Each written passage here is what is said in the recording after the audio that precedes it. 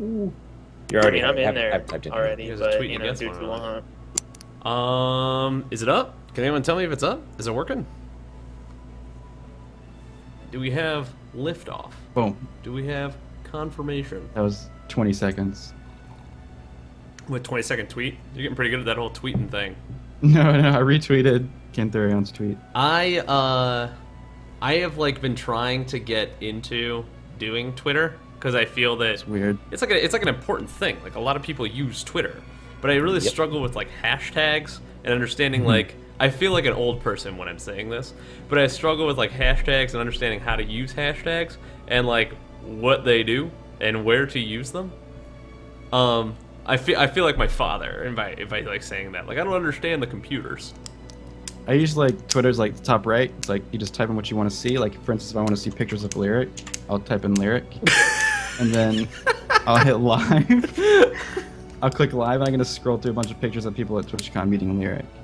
That's just how it works, and you find people like that. Because I just And, like hashtag things that like the thing is that I'm posting about, you know. But I don't really know. Like I put like hashtag Twitch, hashtag acting, hashtag D&D, and just assume that that's hashtags, and just assume that that's right. Like I don't know.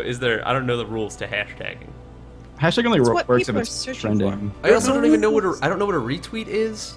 I don't know what the equivalent of liking a tweet Retweet is like a repost. Like you repost it to your people to see. Oh, so like all of your Cantharion? people see like the tweet that Yeah. somebody else makes. So how do you like a tweet?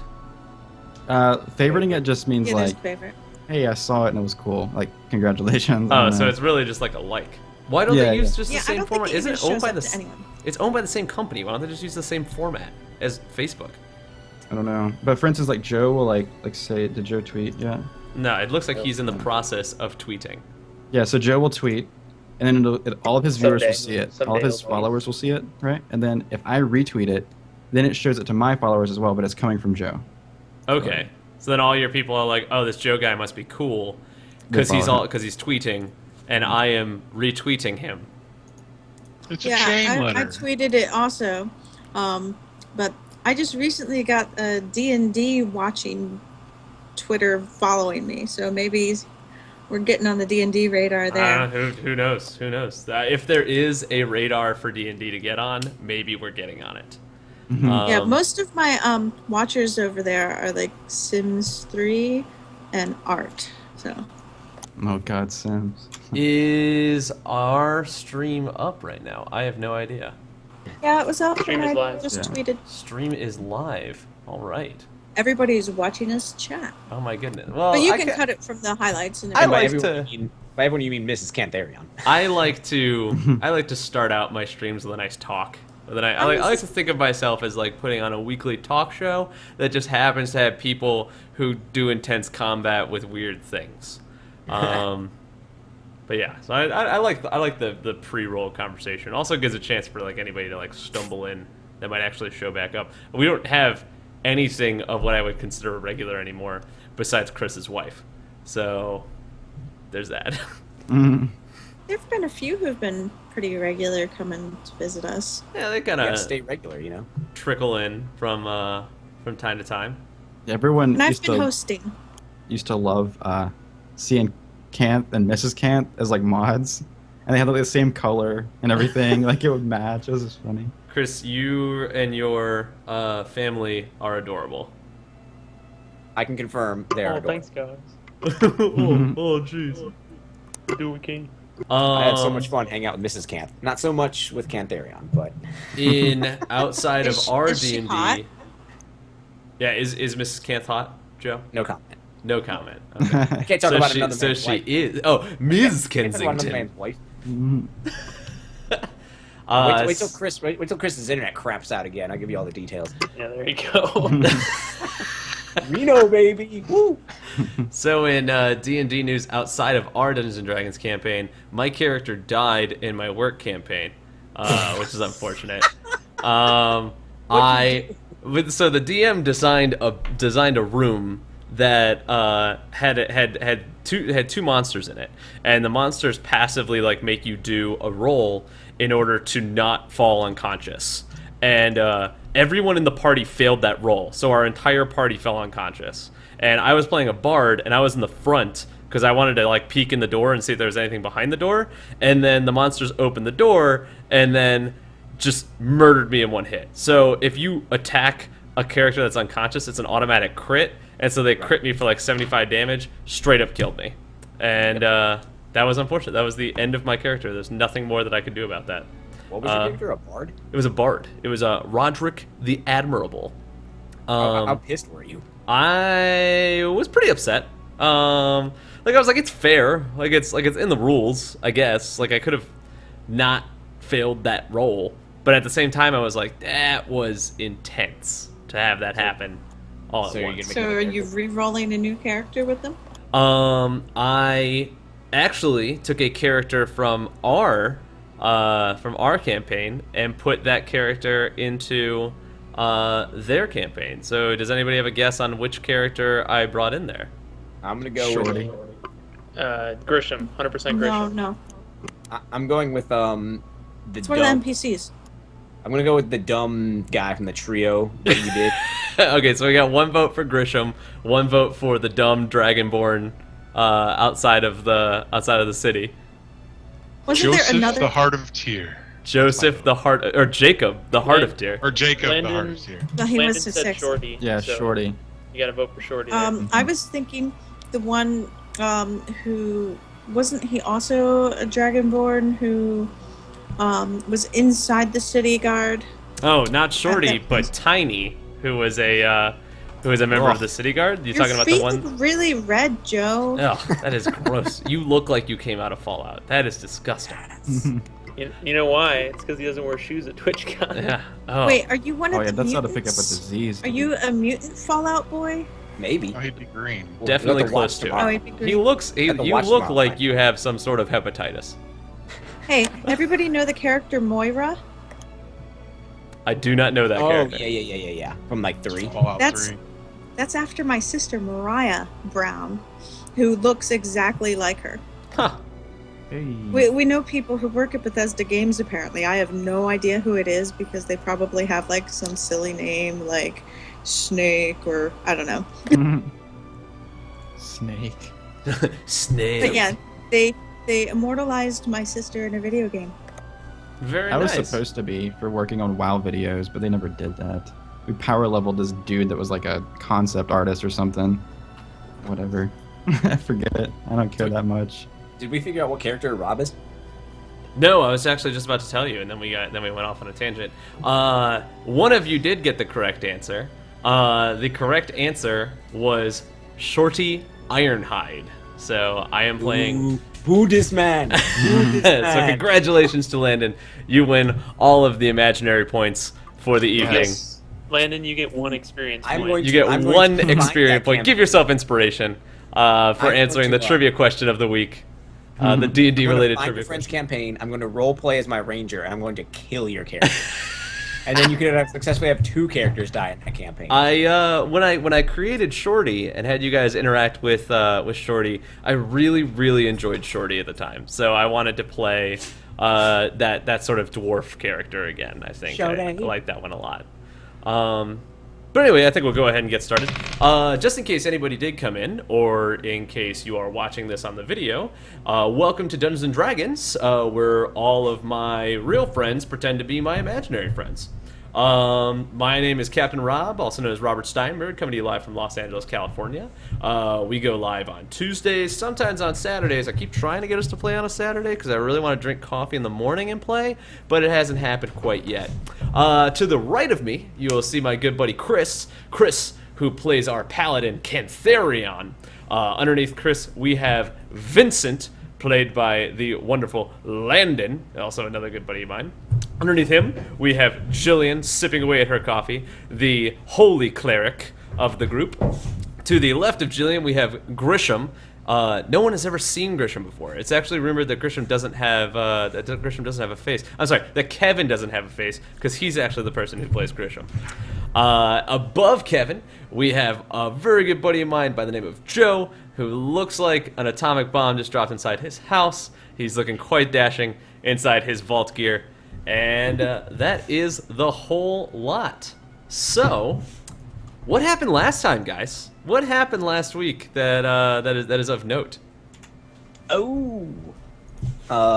We climbed a mountain and descended into a non-active volcano and fought the fire beast that had been captured by Shorty's, what are they, green ears? The green ears. The green And ears. had ravaged his tribe and escaped into the mountains. You did. We- You fought that. You fought the what Landon called Ifrit at the bottom of the pit there. As Mrs. Camp wants to point out, I also killed my horse. But I may or may not have Let's not slain speak my of own that. horse in the process.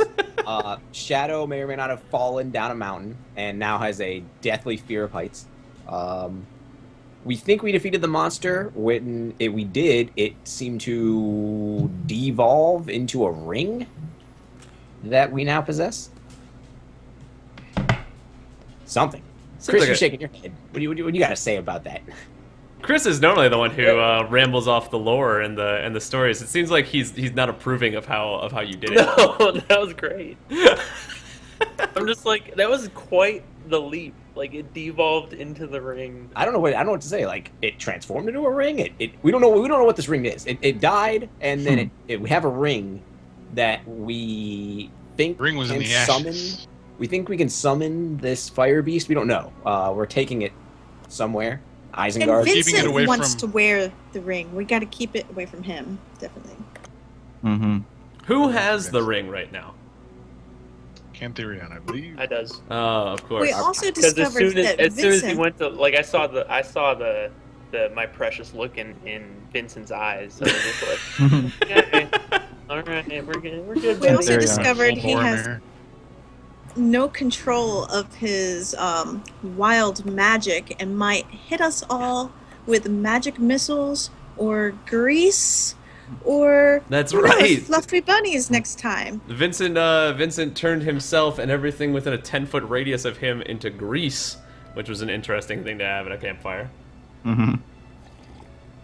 I Oh think yeah, there was a Cantherion got a new title, Keeper of Rings. keeper of Cantherion, the keeper of the man. rings.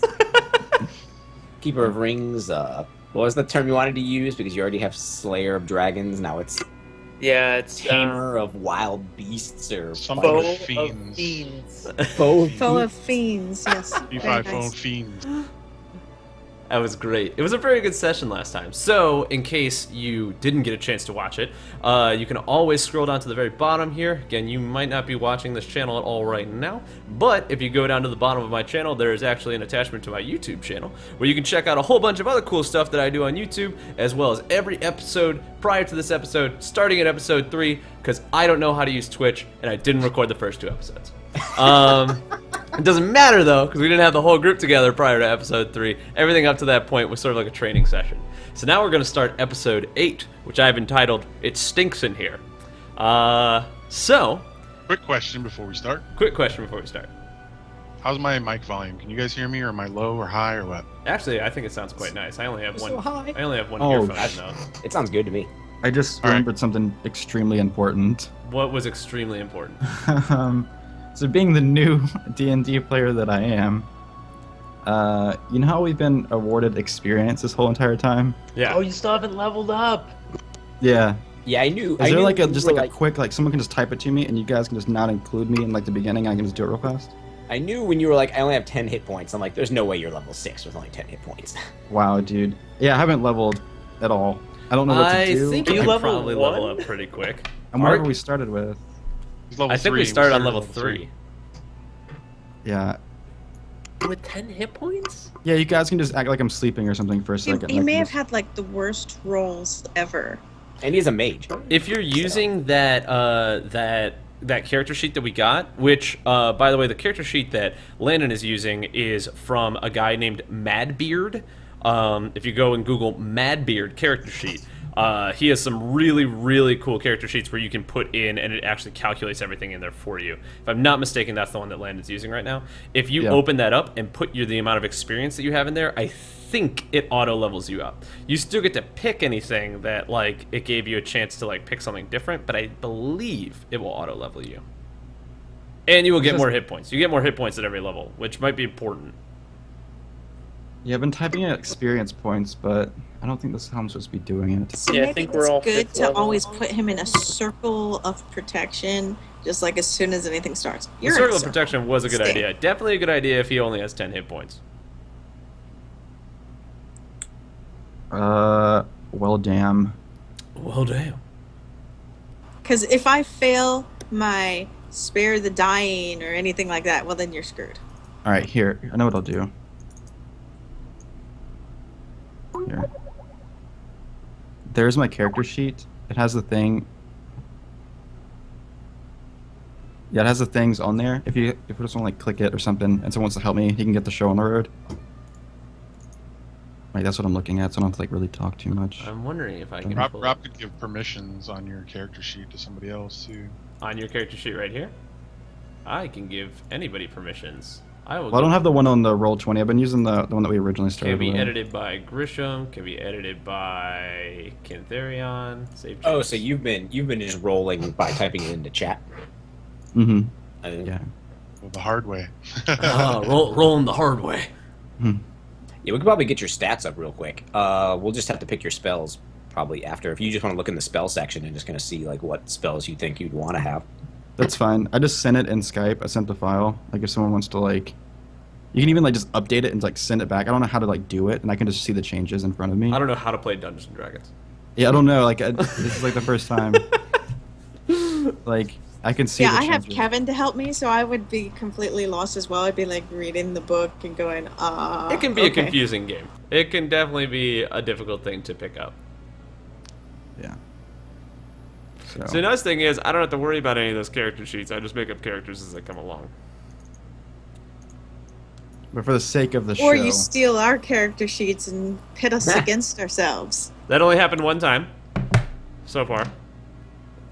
and then as the spells go, just real quick, what should I be looking at? For I have the book in front of me and everything. fifth level spells on the sorcerer. Mm-hmm. Man, sorcerer spells. That's a really good question. Let's pull up some sorcerer spells. Do you have fireball? Yeah. I don't think he gets 5th level spells at 5th level. He gets like no, but you do. I think you do get fireball at 5th level. Fireball is like a 3rd spell, but fireball is really, really good. Let me pull up a player's handbook and check this out. Yeah, if you scroll down on that list that I just sent to you guys, Sucker over here. I did type in the cantrips and stuff. So I'd recommend both your points in charisma. Alright, so what do you feel about that? your 5th level. Oh yeah, Sifu Cloud is actually hosting us right now. Thanks so much, man. He actually, I think he stopped by. He's been in here a couple of different times. So I lied when I said we don't have a regular. I think he's been here the past 3 weeks, which is awesome. mm-hmm. Let's go down here. We're gonna help you level up. Looks like you get 4 1st level spells and 3 2nd level spells. So basically, yeah. Or you can choose to have up to 7 1st level spells. Oh no, that's your spell slots. I apologize. That's the spell slots. You get 5 total spells that you get to know. You get 5 cantrips that you get to know. You get 7 spells. No. It's 5. It's 5 cantrips, 5 spells, and spell slots are 7. So you have to use 7 spells. 5 cantrips, 6 spells known. And you get those spell slots. So you get to know yeah, 6 you're right. spells, I'm looking and you get 5 cantrips regardless. You're right. So I'm you get looking one at more. it. You get one I'm more looking- cantrip than you already have, and you get to learn 2 new spells, of 1st, 2nd, or 3rd level. Yes. Correct. Yes. All right, so repeat that one more time. You I was get one looking- more cantrip, Okay. and you get 2 more spells of either 1st, 2nd, or 3rd level. And your spell slots now, like the amount of uses that you have, are 4 1st level, 3 2nd level, 2 3rd level. So if you now have 3rd level, now you now have the ability to get 3rd level spells. We will go down to spells, and let's look at some spells for. I'm actually gonna pull this over here, so So the it's stream 4 can see what 1st I'm level. looking at right now. 4 1st level, 2 2nd level, and 1 3rd level. You get 4 1st level. What was that again? What did I say? 4 2 1, I believe. Oh, actually, my buddy Blaine's in here too. Thanks so much for stopping by, man. Really It's- appreciate it. That's another regular. You get to know up to Well, I think what happened, you basically get to pick any spell, but you only have up to 3rd level spell slots. You only have no. You only get to yeah. So you could train on a 4th level spell, but you would never be able to use it Right. So you until get you to get a know 4th level spell slot. 6 spells. You get to know 2 new spells, and they can be of 1st, 2nd, or 3rd level. Or Okay, they can so be just, higher, we'll you just do it just that want- way. Yeah. And you can also forget spells that you know previously to switch them out to other ones if you'd like. Right. So yeah. if we're So you looking get at up to- sorcerer spells, So let's get 2. Let's shoot. you For get the you get third you level. get 2 3rd level spells you want to choose from those. Ones that I recommend: Dispel Magic's actually really good. Fireball does retarded amounts of damage, so that's really good. It's like a big AoE. You drop like a giant fireball and get to do a bunch of d6s worth of damage, and they have to roll like a dexterity save, and if they fail on it, they take half damage. So it always hits. But that one's really good. Is anybody working on his character sheet or no?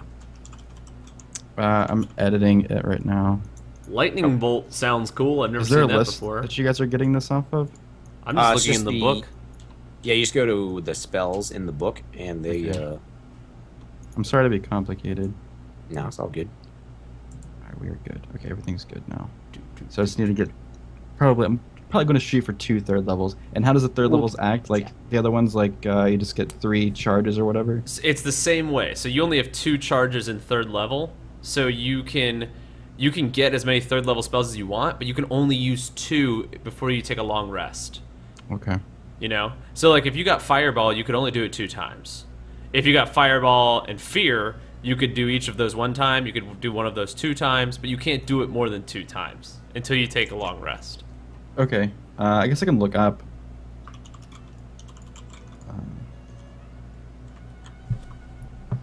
You guys can go ahead. I can do this now. Only thing is, with the hit points and stuff, how does it update? When you level up to 5, you would, unless your charisma modifier changed, it wouldn't increase the amount of health that you get at each level. So let me see here. And did I get any like intelligence or anything like that? Like, how does that work as well? I gotta check on it. And what is it? It's like 2 stat points, right? yeah, From so for 4th each, level? it's like for each level that you leveled up, you get to put 4 stat points into anything. Wait, So- what? Hold on. No. I mean like total. Sorry. So for each level up, you get 2 stat points. So because you've leveled up twice, you're gonna get 4 stat points in anything. No, that's not right either. No. No, it's every 4 levels you get 2 stat points. Yeah. Oh. So Yeah. we've gotten that one time. That's every 4 levels. So yeah, every you don't four- get stat every- points that fast. Every 4 levels, you say. All right. So if My anyone's looking at my character- character sheet thing, that's the green, right? Whoever's looking at it, that's the green. I'm pretty sure. I get to put 2 in any of the greens. Yeah, so there's 3 boxes. It's the leftmost box. So you can increase any of the leftmost boxes by 2. Or 1 by 1 and 1 by another 1. You get 2 Yeah. points total to put in as many things as And you guys want. recommend charisma to raise the hit points. So charisma is like your damage for your spells. Charisma is or your damage dealing stat. Yeah, it's typically not damage for you, but it'll be like your to hit. Like your spell attack modifier is your charisma. So like how well your spells hit is based on your charisma. Okay. You get at 5th level. Where is hit points? 1d6 per sorcerer level. So you get 2 more d6s. So give yourself 7 more hit points. I just rolled a 6 and a 1. All right.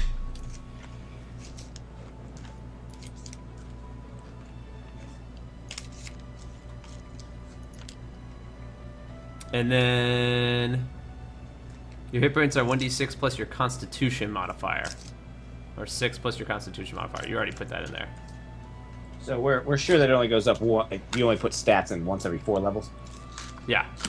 Ooh. I may have fucked up. Ability score improvement. Yeah, you get the ability score improvement every 4 levels. So when you hit 4th level, that's when you would have gotten that. Like, so you get to put 2 points in like Dex or Strength or Con or. Or 1 point in Dex and 1 point in Strength. You can split those 2 however you want. Yes, awesome. I found my old stats in the trash, so I'm gonna re-stat myself real quick. Okay. Because I may have been putting stats per every level we gained. Joe's got all 20s. I'm gonna have to edit my- all of this out of the video. My character is. It's fine. This is totally my fault. No, it's Yeah, okay. This totally goes. Because totally this goes is into nice. the- Now our viewers get to see how difficult it is to build a character, just in case they're only interested in Dungeons and Dragons. And also, when you decided to do the us bullshitting, fucked up, goofy stuff video, this is perfect for that. Yeah, it's fantastic. I like to think that personally we're probably one of the most entertaining Dungeons and Dragons streams because we have charisma and like humor and beautiful. We're awesome. I'm gonna go with let's not flirt with something that might not be true. Okay. Well, Being- I can speak for that myself. that and awesome say word that is a little I bit of am a tease. awesome. But I would like to think that if people did have to hang out with a group of people, that this is the group of people that they would want to hang out with. I, for one, am a fantastic human being. I'm great. All right, I'm just gonna look at these, and then I'm gonna like. Okay, so tell me if this is correct. Just rip out the page and put it on the wall and just throw a dart. All right, here we go. So if someone should click this link. I swear it's not a keylogger. Okay. And just whoever's looking at the book, just tell me if those third level spells are the same, and if it is, it should be. And I'm just gonna. It'd be easy to do it this way.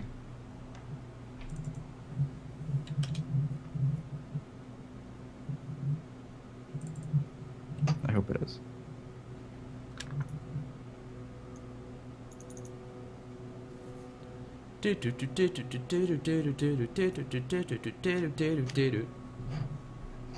Alright, I'm gonna change the music. I'm done with this one. It's good. Should we have Okay. used it? Yeah, it looks good. Cool. I'll just do that, and you guys can just go ahead and start then. Did you give yourself any new abilities? That's what I'm doing right now. Just making sure that it was. I just sent a link to the thing that I use because you guys use the book and stuff, and I use, modern technology. Modern technology. Yeah. I use the archaic version of books and stuff. Yeah. So yeah, I'm gonna go ahead and pick out 2 of the level 3s. I'm gonna go for. You don't have to pick 2 of the level 3. You can pick 1 level 2 and 1 level 3 if you wanted to. You just get to learn 2 new spells. Okay. Sounds good. And then yeah, you guys are good to go. I thought that it was weird that my. I thought it was Ability really set weird for- that I had like 1,000 hit points. I was like, everything else is really easy. I don't know why everyone's dying so fast. I'm surprised I was I like- didn't I was die. Like Okay, Rob we can't level scale up. these fights for me. Like for everybody else, seems like they're having a good time. I was like, leveling up makes our character so broken, Fifth Ed. All right. Yeah, Landon went unconscious, and I was like, oh.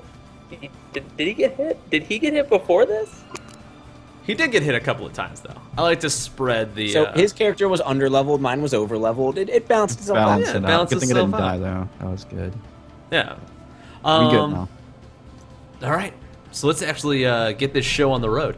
So last time that we left off, the whole collective of you had just climbed inside a giant volcano, or what looks to be like a what's the word that I'm looking for? Dormant.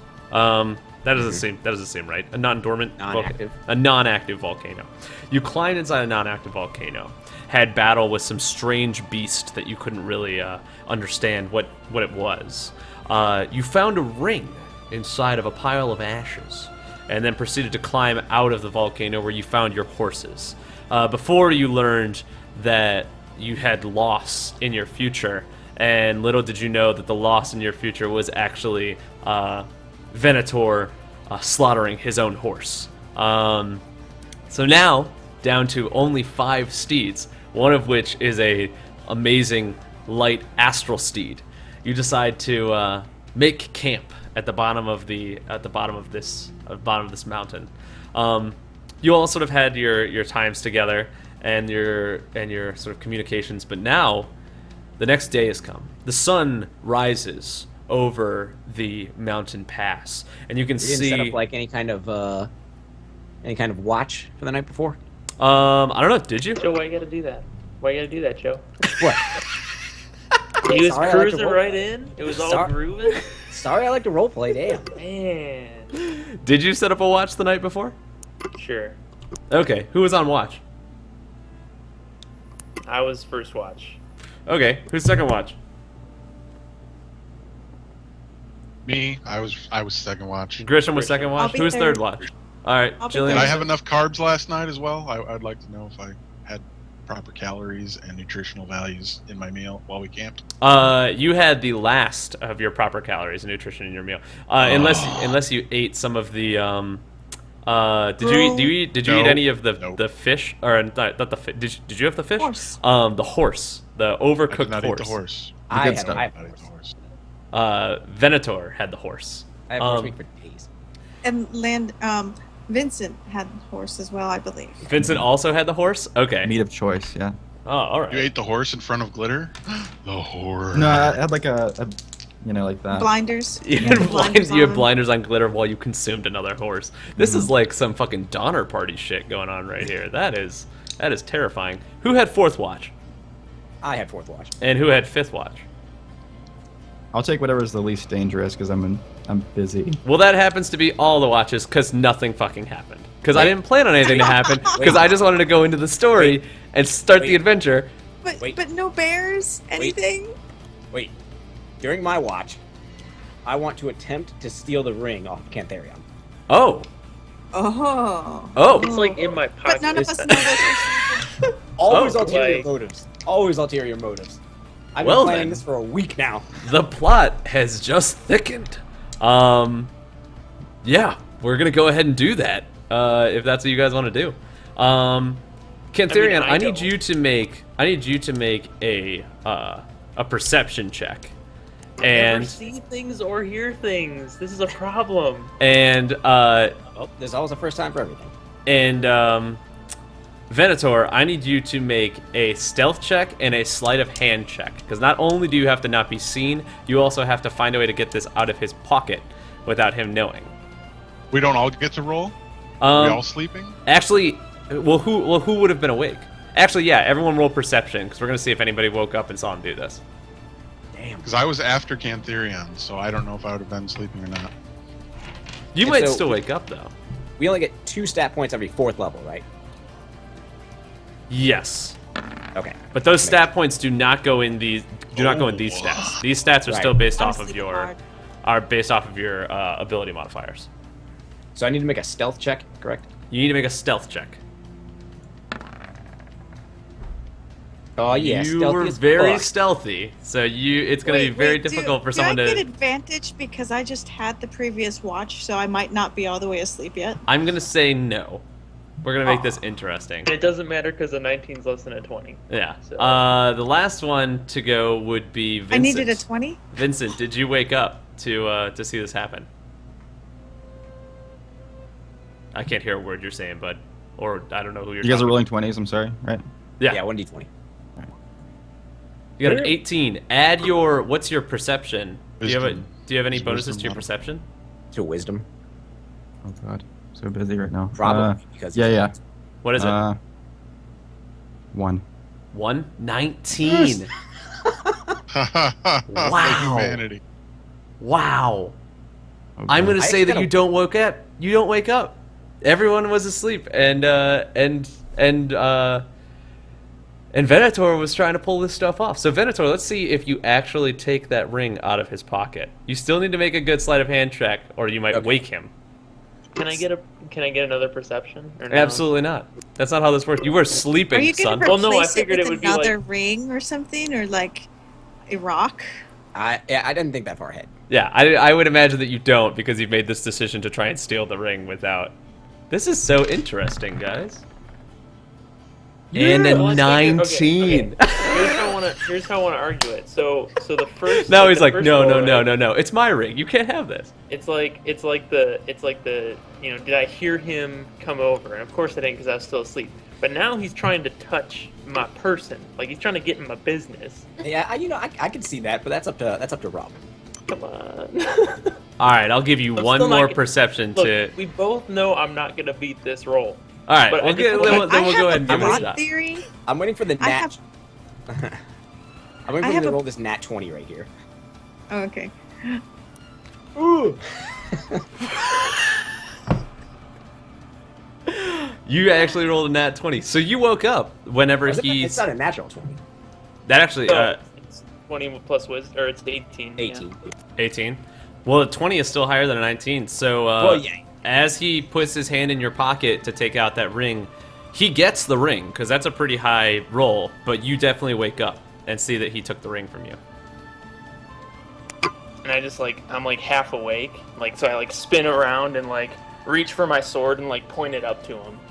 I'm like, "Who goes there, Venator? What are you doing?"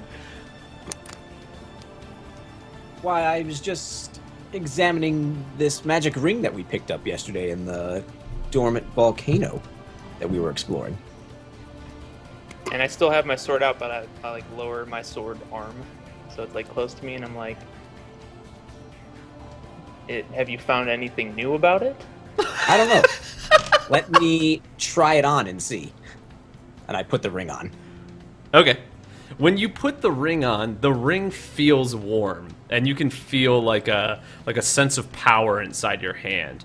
I imagine it's like the equivalent of like you're holding a softball. You know, like you can feel force like pushing back on your hand, but it doesn't feel. I'm not gonna say it doesn't feel dangerous because it's a feeling that you've never felt before. But an intense amount of warmth comes from your hand. Let's say it looks pretty good on my hand. And I put my sword arm back up and I say, "Let's wait until we get to Mauritium to try any experimentation." Okay, let us wait till we get to Mauritium to see about experimentation. And I just put my hand out.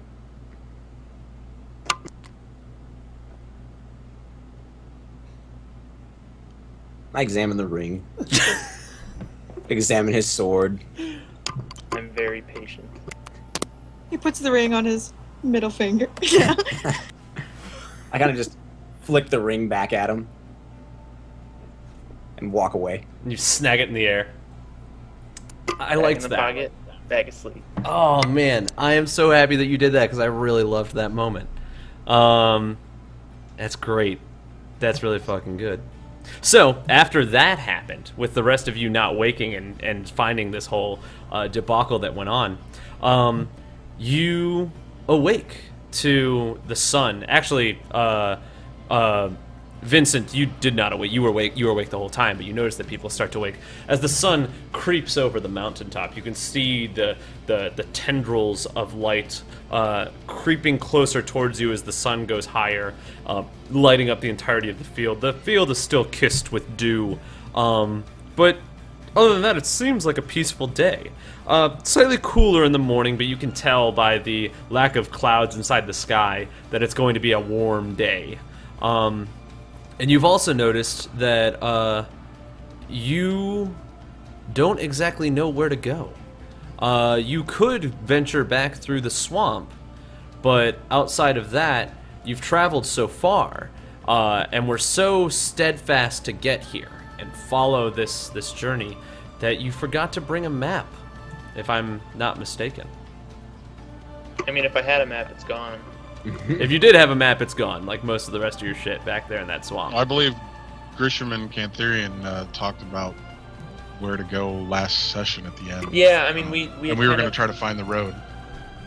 Yeah, we thought that maybe, I mean, if we just generally kind of head south, like try to go between the swamp and the mountain on this little kind of like dry plains area, that maybe we'd find that road that goes to the nearest town.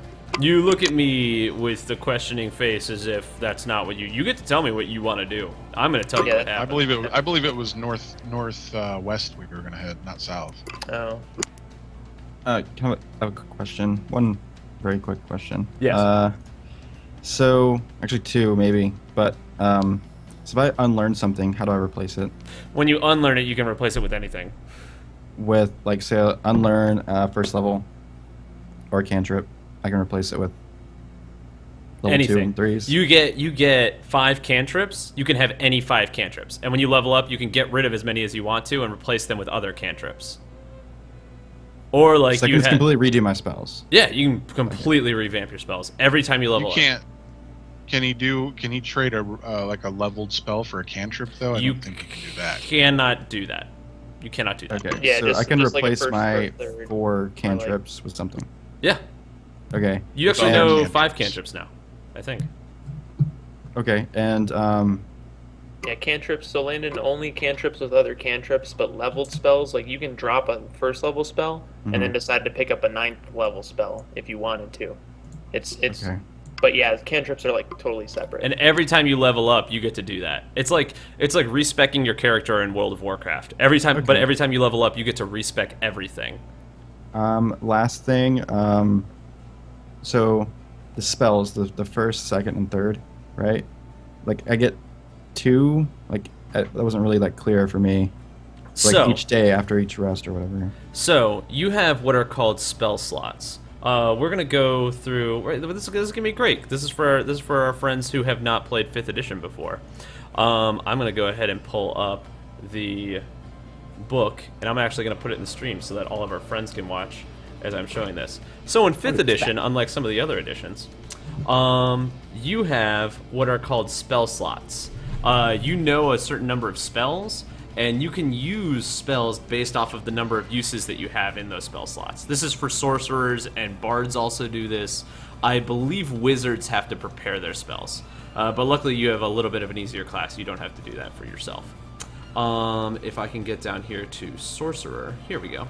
Here's where I need to be. Let's zoom in on this so everybody can see it.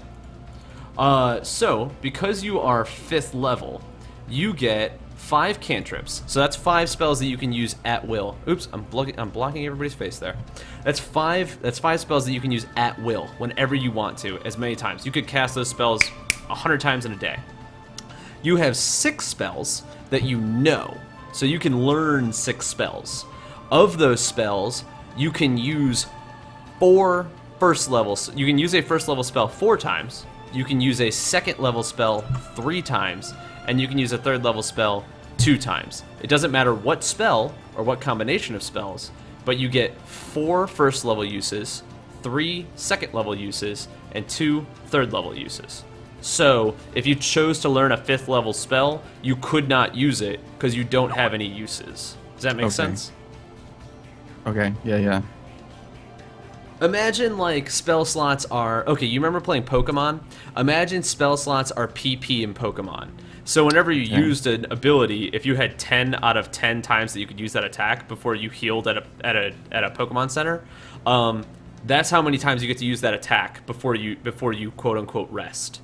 So after that, you can't do that anymore. So you have, this is a lot easier than I thought. I thought I was gonna be able to like cast 2 things and I'm like out of the fight. Like, No. You get to cast 2 level 3 spells. You could cast 1 level 3 spell 2 times. You could cast 2 different spells, and then that's it. You can also, if you choose, bump up your spells most times. So you can use like a 2nd level spell, but you can use a 3rd level spell slot. This is getting a little bit more confusing, so you don't have to worry about this. We can totally talk about this later. But if you do that, sometimes it does more damage, or you can change the way that it uses. Remember, you're a sorcerer, so you get to do a bunch of cool stuff with spells. If you use your sorcerer abilities, you can make a spell range that is touch. Or you can that's what you get your sorcery points for.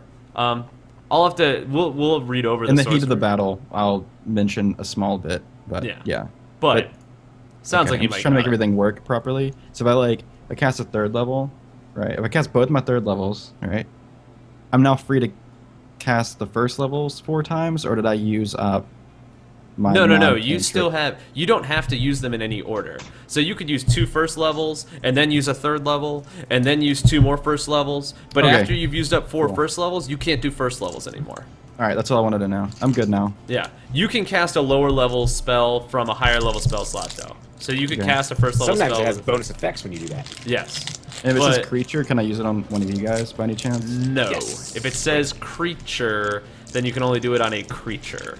If it says humanoid, you can only do it on a humanoid. Stuff like that. Cool, I'm good. Just give me 3 minutes or so. So, back to where we were at before. You find yourself awake and you don't exactly know where to go. So, what do you do? Try to get a lay of the land. Yeah, because I don't know. I had it in my head that we went to the mountain. We traveled east to get to the mountain through the swamp. So I guess this way. I don't know. I'm trying to learn cameras. So east through the mountain to the swamp, or through the swamp to the mountain. And we went northeast to get from Mericium to the swamp. That's what I thought.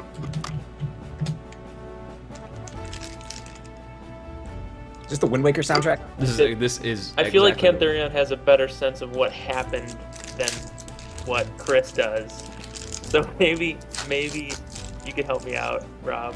I Maybe. would say that you're probably correct. You probably went in some sort of direction like that. If you had a map and you didn't know where you were going, I would say that you probably went maybe this away. But yeah. I traveled through these lands on my way to Mericium about 4 years ago, and there should be a road leading to the east gates of Mericium. So if we could find that, we'd have a much easier time of traveling. Most roads, all roads lead to Mericium. It's kind of like all roads lead to Rome. Mericium is the main trade hub for every city. It is Mericium. It is the city of economy. That's why it's named after the Latin word for economy.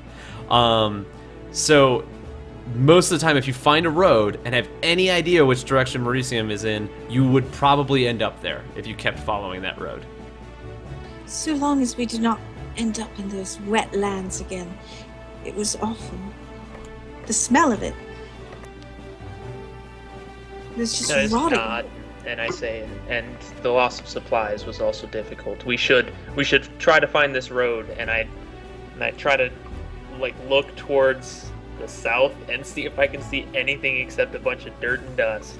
As far as you can see, there's like for about 50 to 60 feet, you see what I described before as like dirt and dust and rocks, and then it turns into a field, and after the field, way off in the distance, you see like that tree line. You could wander back into that tree line, possibly wandering into forest. Maybe there's going to be a road there, but if you go too deep into that, you might end up hitting that swamp again. Question, Rob. Yeah. When it was nighttime, a previous session, believe it was last session, it was nighttime, and you had mentioned that we could see lights from cities and villages and things. Last night while we were camping, would we have been able to see any of that to give us a general direction on where there might be habitation? I didn't expect you to say something like that, but I'm going to say that yes, you did see lights. From what you saw, though, when you were up towards, like a little bit more on top of the mountain, you saw lights in the distance that didn't appear to be major cities. And also, they looked like they were to the south. So it's probably not towards Mericium where you wanted to go, but you definitely saw that there were at least some, lights that were out in that direction. So we want to go north. Maybe. I'm so confused. Yeah, I believe that we should head north, and I believe that we came from the west, so we should head back west if you're on your way to Mericium again. I will tell you outside of character. I don't even know how to put my finger. I'm not playing a fucking character right now. I will tell you right now that yes, you did come from the west. I'm not going to tell you exactly where you are on the map because that's going to change what town you end up stumbling into. If you stumble into a town. I have a bunch of different towns all around this area, and so I know I'm going to leave it up to you to decipher where it was you were going to go. I think I gave you a pretty good bearing on where you would be if you remember where you traveled. Yeah, I'm pretty sure I remember correctly that it should be a northwesterly direction to hit the road. If you want to take my recollection at its, at my word on that.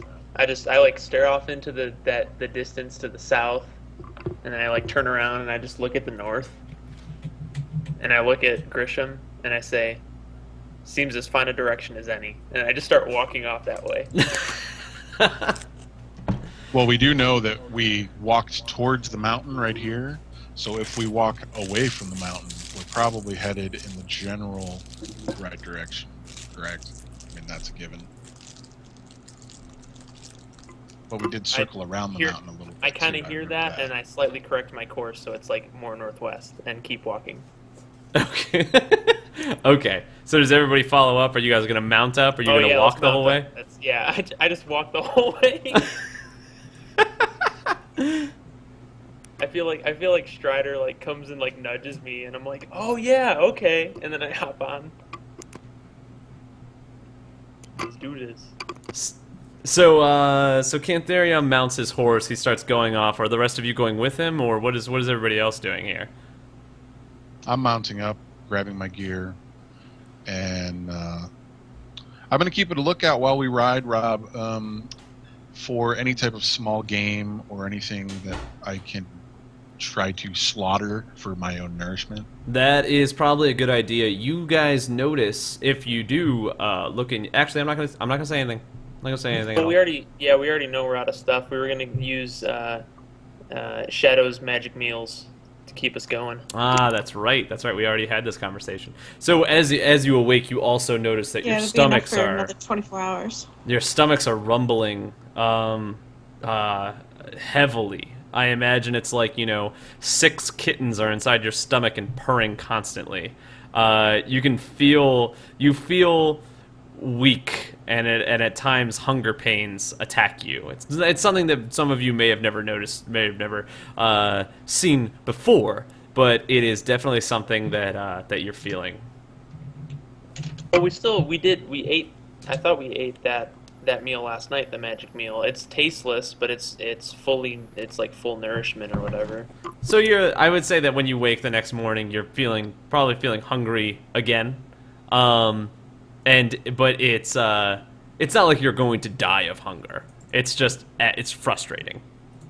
Was did Kevin say he's gonna go out and hunt or something? Right. I'm just keeping an eye out while riding to Okay. See if I can, if I spot a rabbit or, who knows. We're in the plains, so I think that it's pretty open.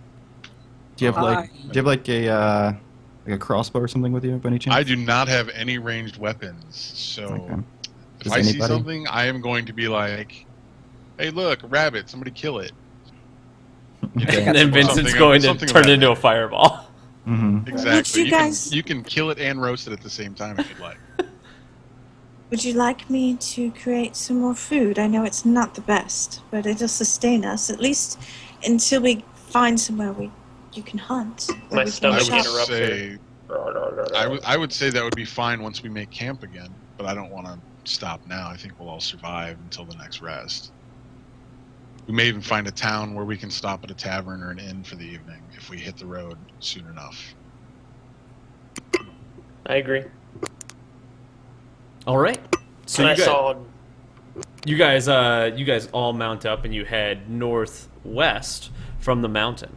As you're riding across the plains, I'm gonna roll. Let's make a roll here. You've been riding for a couple of hours now, and you do in fact find a rabbit on the side of the road, very small, and it looks and it sort of peeks up as you're riding towards it. Vincent, kill it! All right, I'll attempt to get a firebolt. It's the closest thing I got, but I'll try to shoot it real quick at the lightest way possible. Like, we don't want charcoal. I'm gonna say that the hit points on a rabbit is probably not that large, but we'll see if you can hit it. All right, let's see. Not too much stuff going on.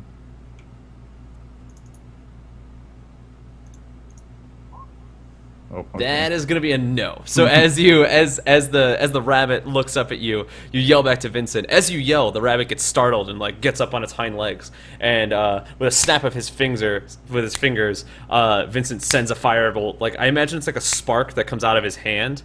Kind of like, have you guys ever seen Full Metal Alchemist? I absolutely love that show. But Roy Mustang does, where he just snaps his fingers and it's like a spark that goes out, and then whenever it gets to the destination, turns into flame. And when you do that, you notice it's just outside the range of the bunny, and you hear a squeal, and then the bunny sort of runs off into the. I'm gonna try to throw my dagger at it before it runs out of range. Okay, go ahead and give it a shot. Do I have this set up as a ranged attack?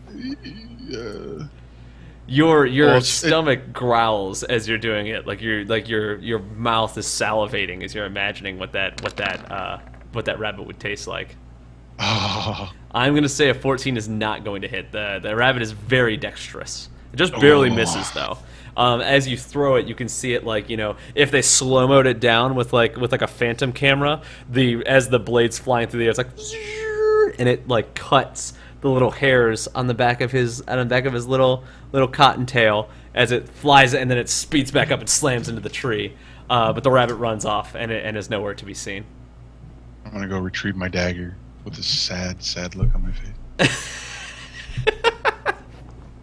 So you guys continue riding down this path. It's getting later on into the day. You've been riding for several hours, but as you continue, you get to this signpost that's inside the road. The signpost has what appears to be two larger signs on it, followed by a couple of other smaller ones. One is pointing to the west that says Lakeshire. Another one is pointing just south of that says Mauritium. And it's a very large sign that says Mauritium, but it's pointing just south of that. But there does appear to be one road here. So you gather that you probably have to go to Mauritium by way of Lakeshire in order to get there, if that makes any sense. The signs are pointing as if they were pointing directly at the city itself. The Shire. Yeah, Civilization. I nod at Grisham and continue on that path. The as you look at the signs, your stomach begins to growl again, and you're like, oh, I'm getting closer. I'm getting closer. As it wanes later and later into the day, that crippling hunger is creeping up inside your body, and as you look at your fellow compatriots, you realize how hungry you really are. You're not like, it's not like, again, a Donner Party. You're not just gonna eat each other, but you realize how delicious the food was. You even sort of long for eating the nasty horse meat that Venator had made. But as you continue down this path, you see what appears to be a small town, just at the edge of the woods. And as you're riding up towards it, there is a sign that says, Let me get the name of this town. Doncaster. There's a sign that says Doncaster just outside this town. At this point, it's probably about 5 or 6 o'clock in the afternoon. You've been riding for quite some time and have not ate food since last night. Sorry, I'm just furiously taking notes. I ride in. As you ride into Doncaster, let me go ahead and show you what Doncaster looks like. As you ride into Doncaster, you begin to notice that Doncaster appears... that's not what Doncaster looks like. I mean, the people outside can't see that anyway. As you ride into Doncaster, you notice that it appears to have a large lake that sort of like drains towards the northern end of the town and continues out north. You gather that it's probably, somewhat of a saltwater channel and probably eventually leads back to at this point it's probably freshwater, but it probably began as saltwater. And it would lead back to the ocean up north. Doncaster is not a very pretty town. It's very dark. It's very dreary. I imagine everything feels slimy. Like the woods have sort of crept in, and moss has become part of the wallpaper of this city. But outside of that, it appears to be a town. There are people here, and there are lights that are on outside of the buildings. This shows Doncaster at night, but at this time, it's not complete. It's not complete darkness. As you're riding into the front of the town, you notice that there is a group of people huddled around on the outside, just where this lake sort of opens up and drains out. There are a couple of people gathered around in that area, and they all appear to be discussing some sort of incident that might be going on. But the town appears to be open. No guards on watch to stop you from coming in or anything like that. What time did you say it was, Rob? I would say it's probably about Approximately? 5 or 6 o'clock in the afternoon. 5 or 6 D&D time, whatever fucking time zone we have for Dungeons and Dragons. If I shout out to the people that we see standing over there, can they hear me? Am I in range? Yes, definitely. Okay. I'm gonna go ahead and say, hey, good folk, what might be the name of this town? One of the men turned to you. He looks to be he has an apron on, like a leather apron, and a white shirt underneath. The white shirt's a little torn up and a little stained, so clearly he's sort of like a day laborer. And he turns to you and turns back to the group and sort of shambles on up, and he says, "Oh, it's nice to meet you, sir. Welcome to Doncaster." Where might we get some food? Is there a tavern or an inn? He says, yes, we have food, absolutely. And he sort of points you into the town. He says, just to the right there, you'll find the town tavern. They don't have much, but I'm sure they'd be happy to speak with you. That's excellent. Thank you, friend. You're welcome, I sir. put my hand up. Anywhere where we can purchase supplies. He says, well, yes. What sort of supplies was it that you were looking for? Road provisions, traveling things, a bedroll, flint, torches, things of that nature. Oh, I don't know if we have very much of that, sir. We do have a weaponsmith. She's rather talented. There is a blacksmith inside. Perhaps they would have some things that they could provide you with. But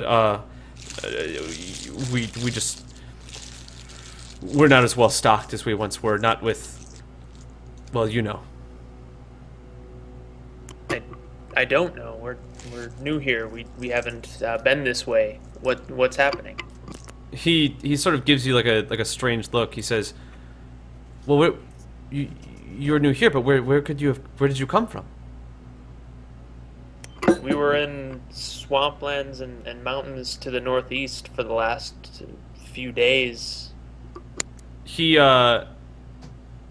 looks down at the ground and says, "Oh well, I'm so sorry. It appears as if you haven't heard.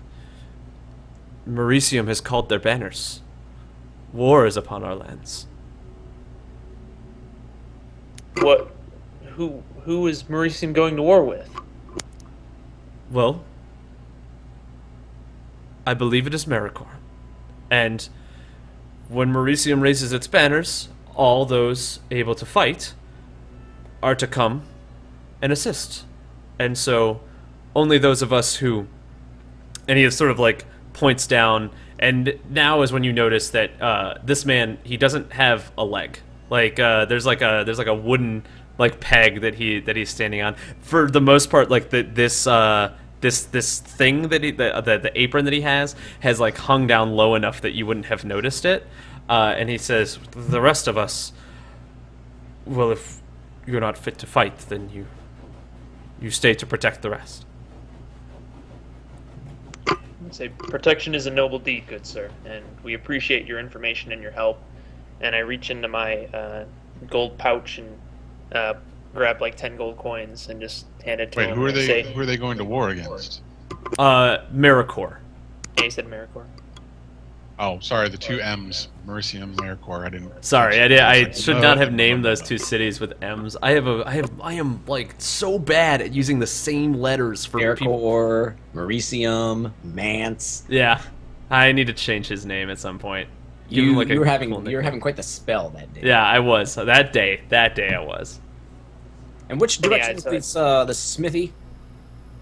He points you into the town and says, "You will have to travel a little bit further than the rest, I'm afraid. But if you just go towards the back and then head to the east of the town, just to the right, you will see a sign. It will have face symbol above it." And I begin heading off in that direction.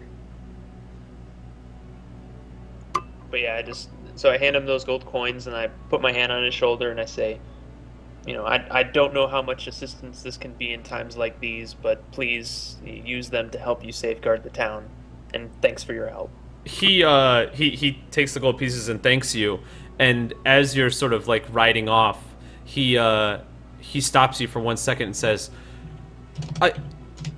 I'm terribly sorry. I hate to ask you in such a way, but we have a bit of a problem. And I shake my head and I said, it's not a bother. What's the issue? What's happening? He sort of like gestures towards where like the group of people are huddled around at that opening of the lake, and says, well, some of us are not very well suited for something like this, but someone is dead. Grisham rolls his eyes and kind of slumps his shoulders when the guy's like, and we need some help. And he's just like, damn it. I'm not going to get any better. And I look at him, kind of raise an eyebrow and say, of tragedy, of course, but did it happen in some strange way?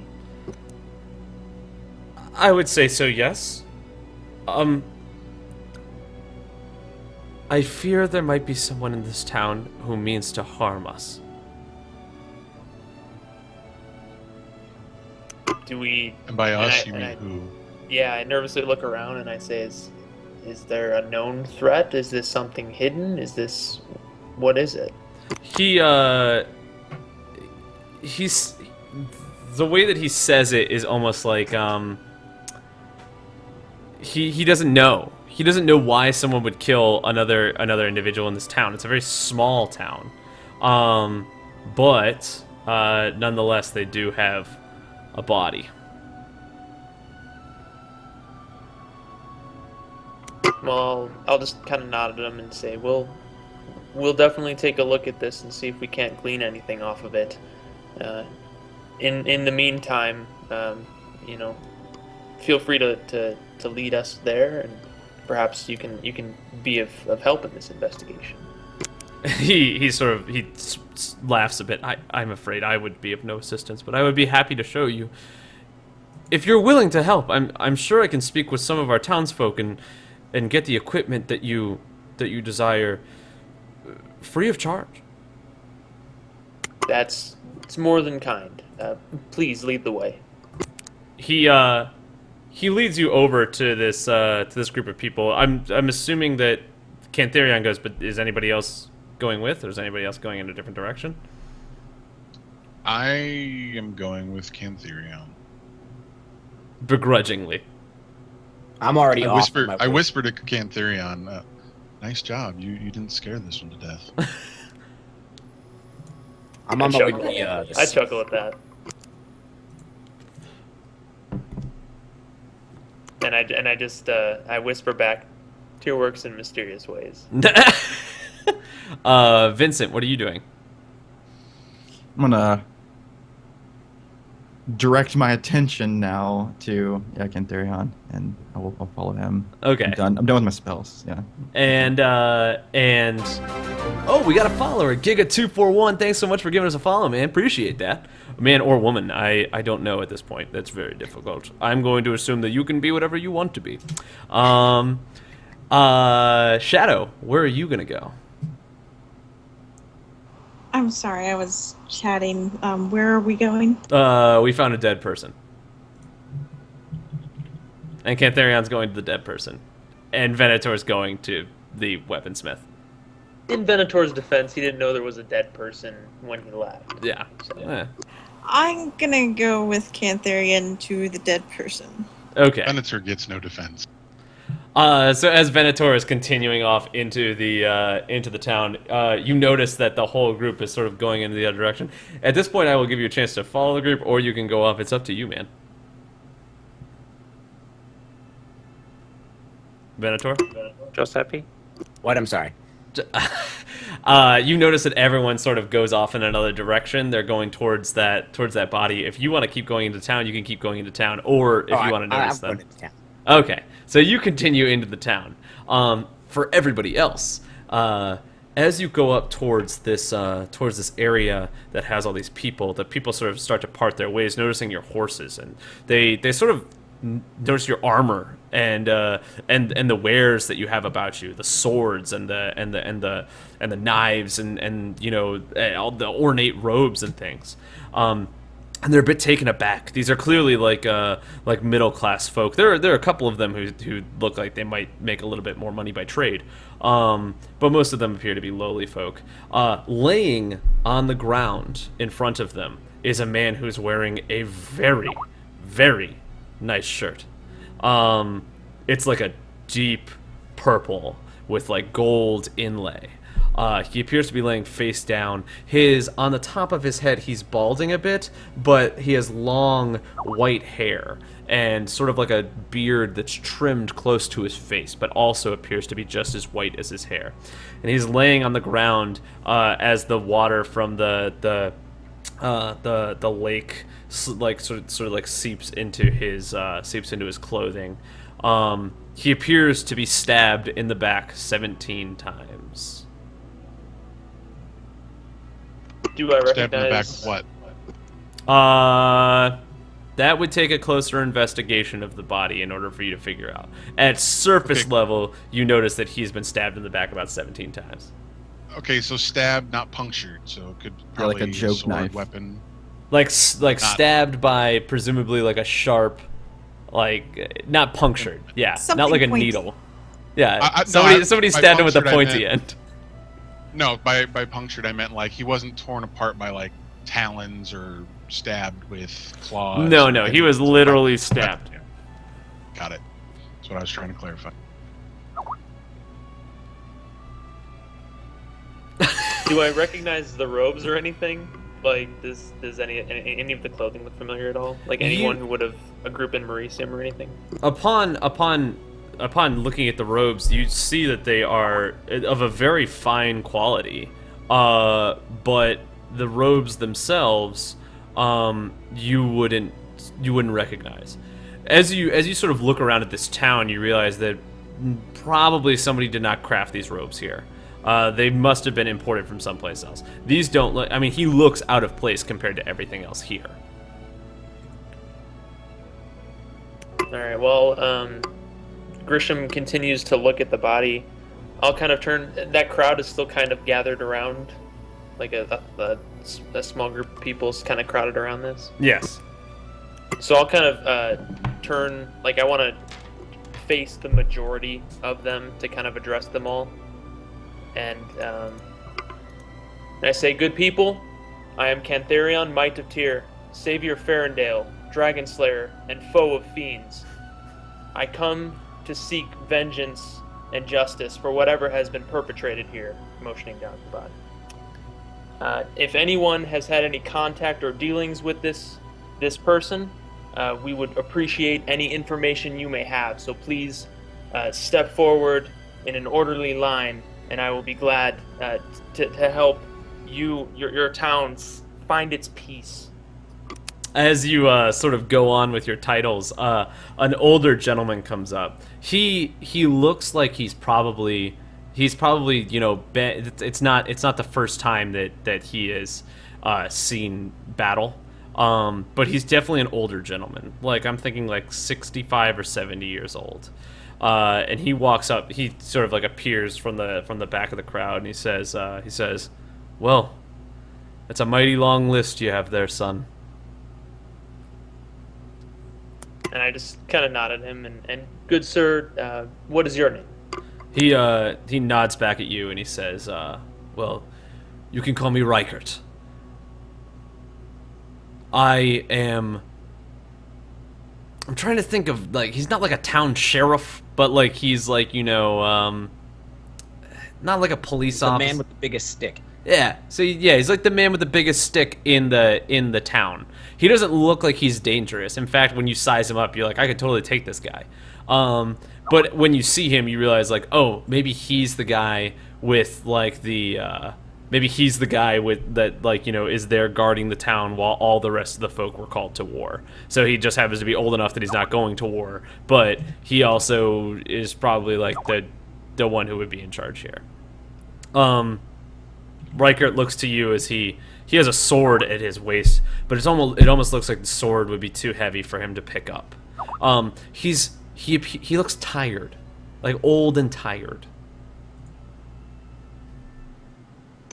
I just, I kind of look him up and down and say, it appears you've seen your share of combat, my friend. Perhaps you would have some insight into whatever atrocities were committed here. He nods and he says, "Aye, I've seen combat in my day. It was not strange for Oberon to see combat in the long years before. In fact, I remember when I was as young as you, training for war." He looks at the body and he says, "This doesn't happen normally around here. We, for the most part, are very quiet folk. Most of us, besides Ricardo here." And he gestures down to the body. He says, "We haven't done a thorough inspection. He was just found later in the afternoon by one of the boys from inside of the town. But he does appear to be stabbed in the back 17 times. There's a blunt wound upon the back of his head, towards the right side. And the worst part is, it appears as if there were wounds on the appendages of his body, as if somebody was trying to..." And it sort of sickens him as he says it, as if someone was trying to dismember him at the same time. Go ahead. Might I inspect his wounds? He nods to you and says, "You must I'm be..." a healer. He recognizes it on you. It's as if he's seen you before. He says, "Well, aren't you far away from home?" Yes, I am. He gives you sort of a little smile. "I remember the desert lands. It's been such a long time." It is beautiful out there, isn't it?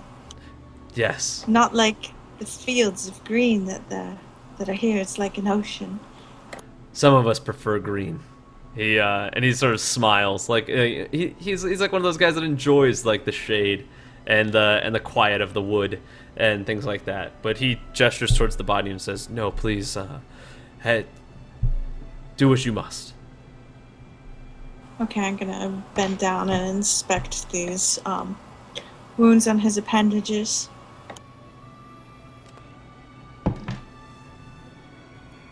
Has anybody asked for the guy's name who's dead? He said Ricardo. Oh, I thought Ricardo was Okay, the person hold we on. were speaking to. No, Reichert is the guy. I know. Oh, I used Lord. it. I swear to God, Ricardo was his name when I fucking planned it. I have it written in my goddamn notes. Reichert was not the name of the guard, though. I forgot to name the guard. God damn it. Killing me. I'm gonna change his name to It's not Bruce. like- Camp looking around the Therion's room. taking notes. At least you're not looking around the room and being like, his name is the soda can, it's a can, I didn't Soda hear the can. Ricardo. I didn't hear that part of it. Maglite. so mag, light. Do I need to roll anything for inspecting? I'm him, gonna say or- probably not.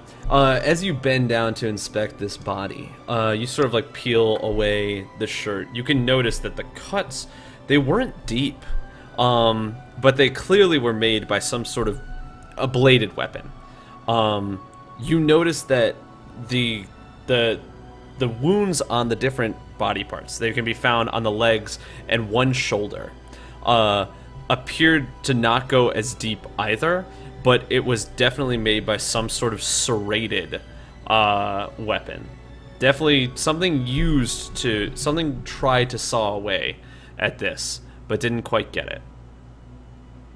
Is there anything like around the wounds, like tattoos or anything like that? Nothing that you notice. The body appears to be just normal. Are any pieces missing? No pieces are missing. So it would just basically look like they were trying to dismember him and didn't bother to finish the job. I'm not going to tell you one way or the other. Because generally, I think the way that you do that is not with a serrated knife, but with one that is, straight. I And feel then like you use Shadow the would know serrated that. knife to saw at the bone, but not at the flesh. I mean, we know Shadow can do some dark stuff. I'm just saying. I bet she'd know that. Yeah, she would know about blood magic and that sort of thing, I Slitting guess. throats. Only of those from Mercy and not I can't horses. believe we didn't think of that bond. Like we have 2 party members who've slit throats. Nope. So that's I the stabbed information that you with a notice stick. upon It's different. upon Where'd the horse inspecting that killer body. run off to? Venator is into the town. Meanwhile, Venator, as you're riding I through the say that town. in character. Meanwhile, so you're just noticing that he's Yeah, not I with look around and I say, I believe he headed off into the town. Meanwhile, And I Venator, just as you're kind of riding through the town, you notice that everyone in town is sort of whispering about this, about the happening. You sort of pick up in their whispers about like the death of one Ricardo Duane. Duane's not spelled like Dwayne; it's like Duane. I'm just gonna say Duane because that's actually like a better way of doing it. That's how I spelled it. Anyway, you hear the mumblings of that from a bunch of different people that are inside there. The town, but you also notice that the town is not well stocked full of people. I don't know if you heard the war stuff, but you begin to notice that there aren't a lot of well-trained men or women inside this town at all. Most of them appear to be children or mothers or the elderly. Most of that. Or for some reason they appear sickly or weak. I continue to head towards the smithy, which name eludes me at this moment. It's Faith's smithy. It just has it doesn't really have a name. It just has a symbol on it. It's sort of like a shield, like a crested shield, and like a mallet over the top of that. As you sort of head towards that way, you notice that there are no lights on at that smithy, and the door appears to be closed shut. I dismount my horse and begin just banging on the door of the smithy. As you knock on the door, you do not hear a response. Actually, roll a perception check for me, please. Oh, skills, perception, boosh. 15. 15. So, you notice that there's no response to your knocking. However, you think maybe you can hear something going on inside there. Possibly. Hey, who's in there? I'm looking to buy a sword, maybe perhaps a bow. If there's anybody in there, I have gold to spend. I will gladly put it towards your wares if they are worth my gold. The you wait a little while before the door sort of like peeks open, and a woman looks back at you, and she's very like a very attractive woman. Longer red hair, probably about 5'9", 5'10", something like that. In rather good shape. Muscular, but not like muscular like Ronda Rousey muscular. Like she clearly has done. She's done her trade, but she's not like fucking jacked. She looks to you and says,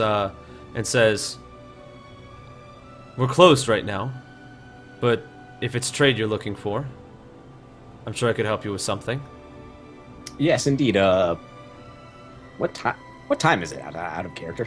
She looks up out of character. Like fucking I don't know, like 6 o'clock. Okay, yeah. So I look around. I'm like, yes. If you could help me obtain a short sword and perhaps a bow, some arrows, but mostly the short sword.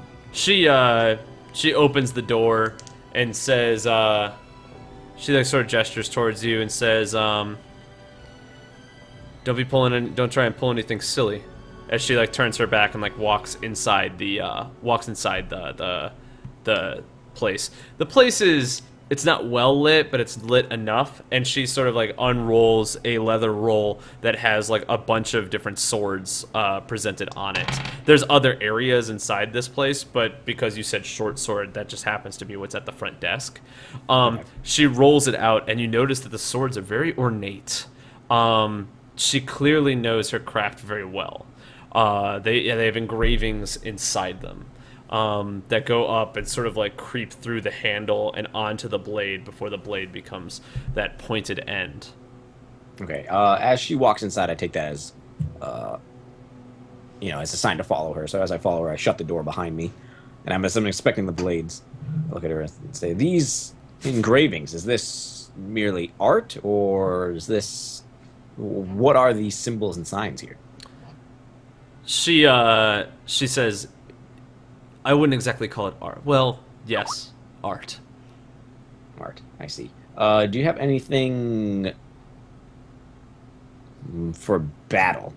She laughs a bit. She says, "You would be hard set to find a better blade this side of Lakeshire." I do see that these are much better than the ones at the previous smithy. I look around and I'm kind of like picking up each one. And examining the weight and the balance and the sharpness of each blade. How much for one of your wares? She says, "Before we talk trade, I'll have to see the color of your coins, sir." I pull out my coin sack and I just drop it kind of like onto the table. How much money do you have? Like how loud of a thump does that make? It's 117 gold pieces. 117 gold pieces. Just actually, no, I'm a ranger, so I would actually keep some strapped to my person in case anything were to ever happen. So I'd say 50 gold pieces.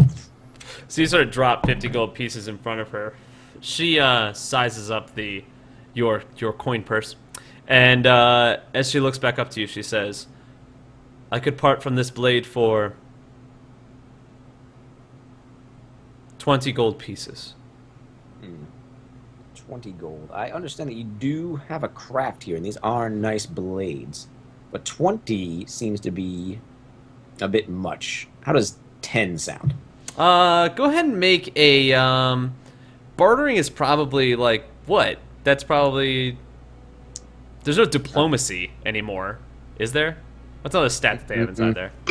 Persuasion or deception if he's lying, but generally persuasion. Yeah, it's a Persuasion. Go ahead and make a persuasion check. Oh yeah, that -1. Got that 11. 11. She looks at you and says, 10 gold pieces. I'm afraid I can't do that. A woman has to pay rent after all. She looks back down at the blade and says, I could do 18.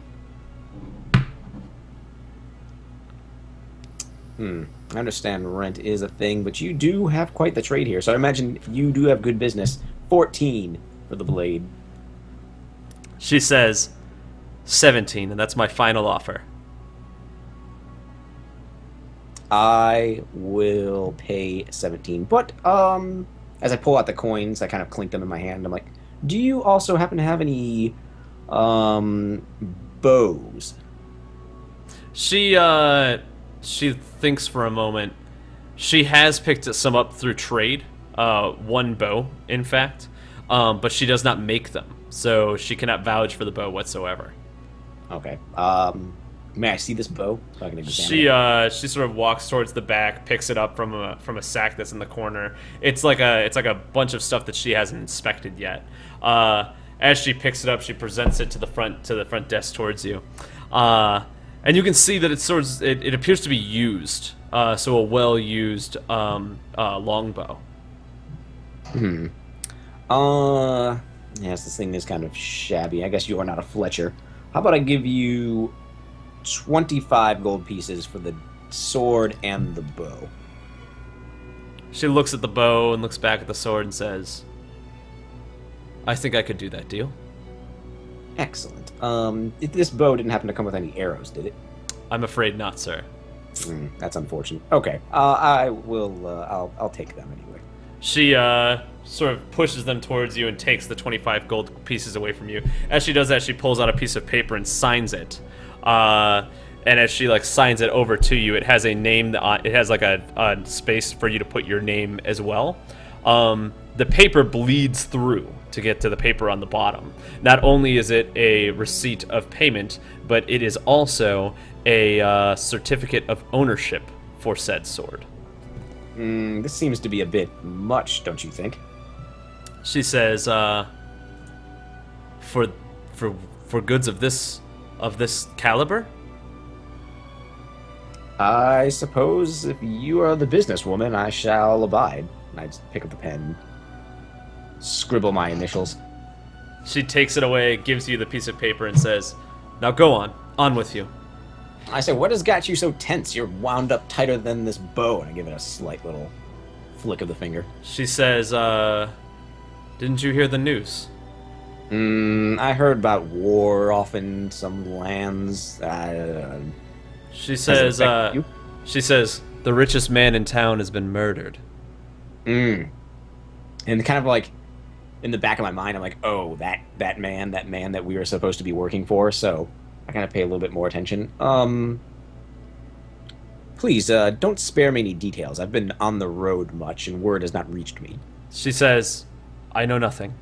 I have heard nothing. Well, if you've heard nothing, then why are you so worried about anything, then? You lock your doors in the middle of the day, you refuse to sell people your wares, and it doesn't seem like you're struggling from the war at all, nor have you sold anything for this war. She rolls... Confused. She rolls the leather together of all the swords and says, does not concern me what happens to Ricardo. I'm sorry, Ricardo? I don't think we're talking about the same person here. That is she says, that is his name. The man who was found dead this morning. Ricardo, man found dead this morning. I'm confused. Weren't we talking about war just now? I believe she just told you that a man has died. There is a war, but what she's talking about has nothing to do with the war. I could have sworn we were talking about the war. So the rich man that you were referring to... She looks at you confused, as if you can't follow a conversation. Nope, not at all. So the rich man you're referring to is Ricardo, then? Yes, that would be his name. Okay, and who was this man? Besides the richest man, what was so significant about him? He was a heartless bastard and deserved everything that came to him. Oh, okay. Well, then I don't see why we have any concerns for being up in arms over this, then. If I were you, I would worry not for what happened to him. Like I said, he deserved what he had coming. I won't. And I proceed to kind of buckle the sword, Well, did it come with a sheath? No. Oh, okay. I'm going to try and shove it into my old scabbard and see if she sighs as you do that. What? Why did I give my beautiful goods to this this piece of shit? Yeah. So, shove it into that scabbard, and I kind of just put the bow over me, and I proceed to make my way towards the door. As you walk out, she sort of closes the door behind you, and then you hear the door lock.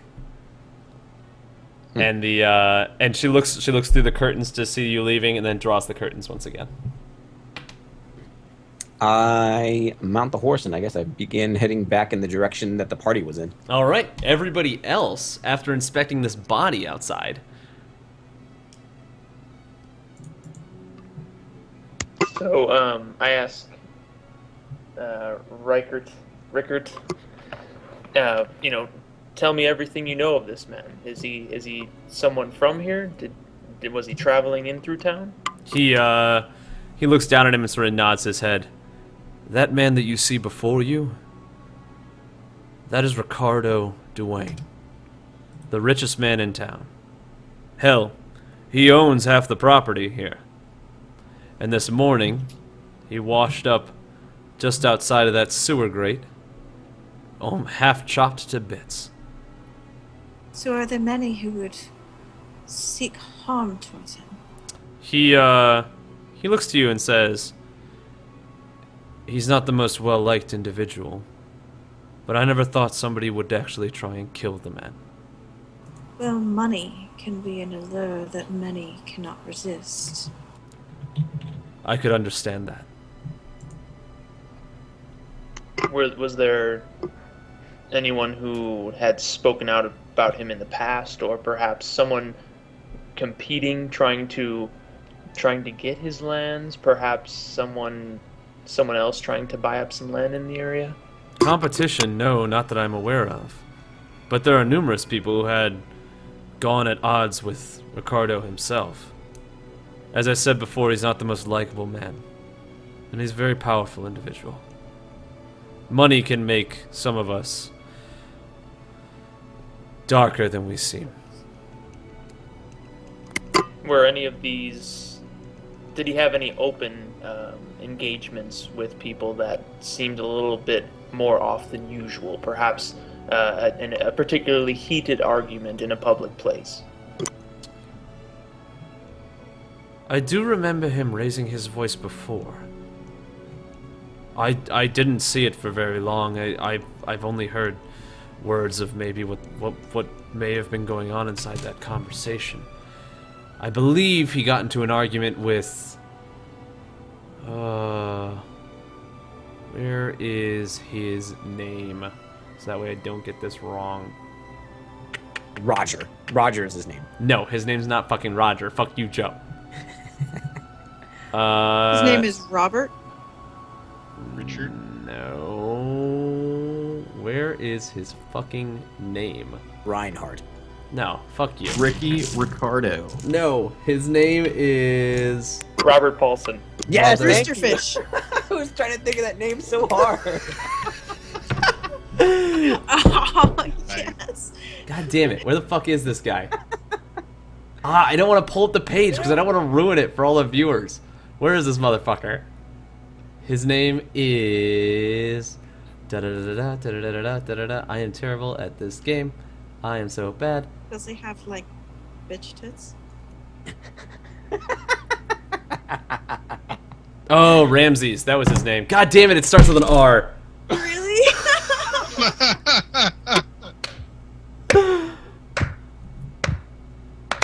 Mother... Fuck it. Rob's gonna have a complex after this. His next planning session is gonna be like, okay, this one starts with an F, this one starts with a Z, this one starts with a Q. I'm gonna change his No name to more Soda R's Can ever. Maglite. So, but we're gonna change... Magnus. Sodikin. Magnum. Sodikin. Sodikin. Maglit. Sodikin Maglit.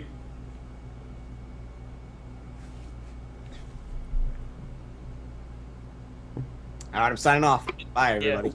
Right? Night. That's a wrap. So, tell us about this Sodakin Maglit. What role in town? What business did he have with Ricardo? He has to compose himself. So he turns to you and he says, "Well, that would be the town blacksmith, sir. He does frequent the tavern quite a lot." And you'd assume he's there now. Would you want to go there with us, or perhaps see to the body? Because I believe that will be our next stop then. He says, "Well, there's another thing. The body wasn't found here," and he gestures towards the back. As he does that, let me go ahead and light this up Shouldn't that have here. been information you started with? Well, I mean, it didn't seem like really, really important at the time, is what he says. He sort of like gestures to the. Can everybody see that right there? He gestures towards the back area and says, "When we first found the body, it was actually caught up inside that sewer grate."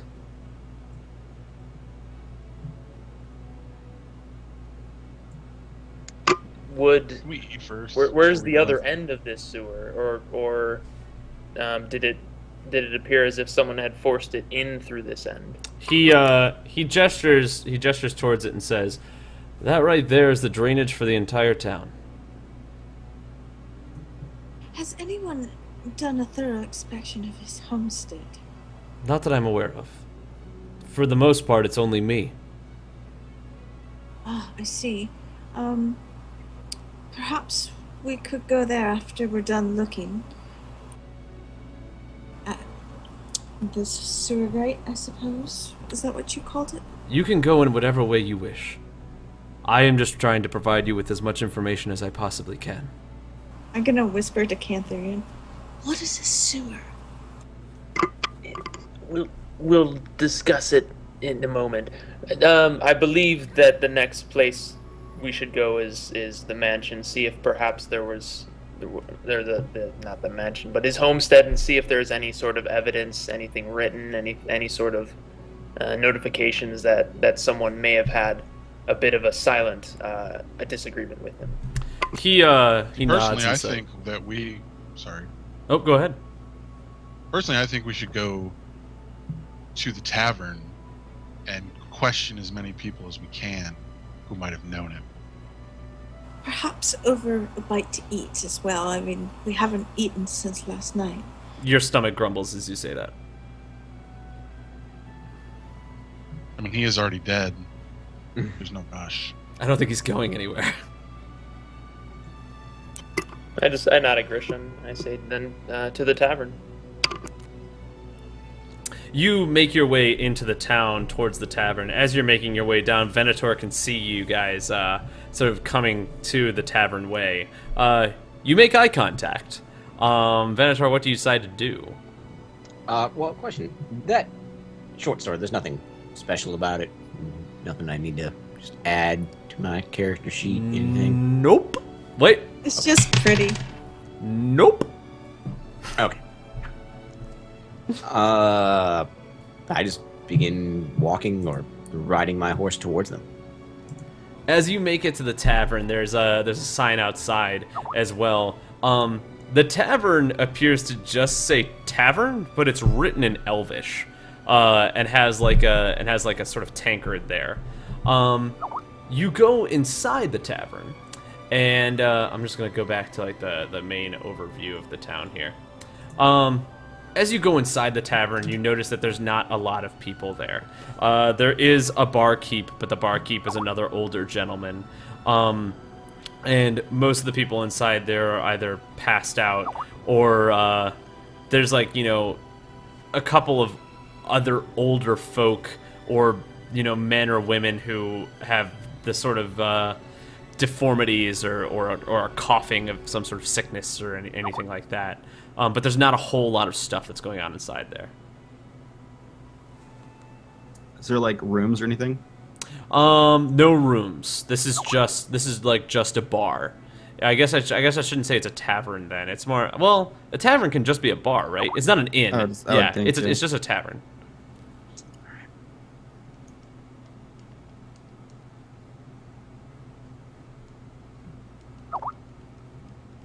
All right, so we go in. We're just shaking off a little bit of the travel. The travel takes its toll, and of course, not eating. We're having trouble with cognitive thought. So I get in there and just approach the barkeep, and He looks at you and he says, "What can I help you with, traveler?" I just nod and I say, "Good sir, I believe a gentleman, Sodekin Magleet, may perhaps be in this bar. We were hoping that he might help us answer some questions about something that's happened in the town. He says "Oh, the blacksmith. Yeah, you can find him." And he sort of gestures towards the back. In the back right-hand corner of the bar, there's another older guy who appears to be like sleeping on the table. He is a bigger dude. Definitely a little bit more. He's like jacked. He is, but again, a little like, not as old as everybody else. Probably more like, in his 50s. But he is passed out drunk on that table. Barmaid, bring whatever's on the menu, please. He nods and then sort of like goes into the back room. He's in the back room for a little bit, preparing some stuff back there. It's gonna be a bit before he comes back out. I'm gonna look for some like bedding of sorts. Is there like anything like pillows, like maybe like a, I don't know if they'd have like a couch back then or anything like that, but something like that. I would say that they probably don't have a couch. They have like tables and chairs and things like that, but not really a couch. This isn't that kind of bar. No bedding. Okay. Yeah. Well, I mean, Alright. you could try to explore into like the back rooms and try to find a bed. Let's go for it. I need some kind of pillow or something. Okay. You wander into the side room and you notice that there isn't any bedding, but there is a couple of different sacks of wheat and that you could probably sleep on if you felt so inclined. All right. Yeah. I Yo, had what's other up? But it's intentions. better if you don't. Thanks so much for hanging out. I had other intent. I wasn't tired or anything. I was just had something to do. But yeah, if there's nothing here, then that's fine too. Yep, no bedding back there, but there is those sacks of wheat. Okay. Cool. The barkeep comes back out and he has a couple of plates of food which he presents on the bar top here. It appears to be some sort of warm meat. Unknown to you what kind of meat this might be, but it smells nice. It smells peppered. It's got some nice gravy on top of it, and as well as some like cooked vegetables. Barkeep, where is there a Fletcher in the area in this town? He says, Fletcher? No, we don't have a guy named Fletcher. Is there anybody who makes bows and arrows, any kind of hunter, ranger? He says, might- oh no, outside here, in Doncaster, no, nothing like that. Dunchester. That's what I should have named this town. That sounds much better. I need to say these names as I'm coming up with them because they sound better whenever I'm saying them. Yeah. There's nothing in duck and cheddar. Duck and cheddar. I'm just, Like in your mind, you're like, okay, this guy's Richard, this guy's Ricardo, this guy's Ramses. If you were like saying it out loud, you're like Richard, Ricardo, fuck. so I'll go up to the guy who looks like he's been drinking. I mean, he's still conscious. Or He just, like, is flat down? passed out.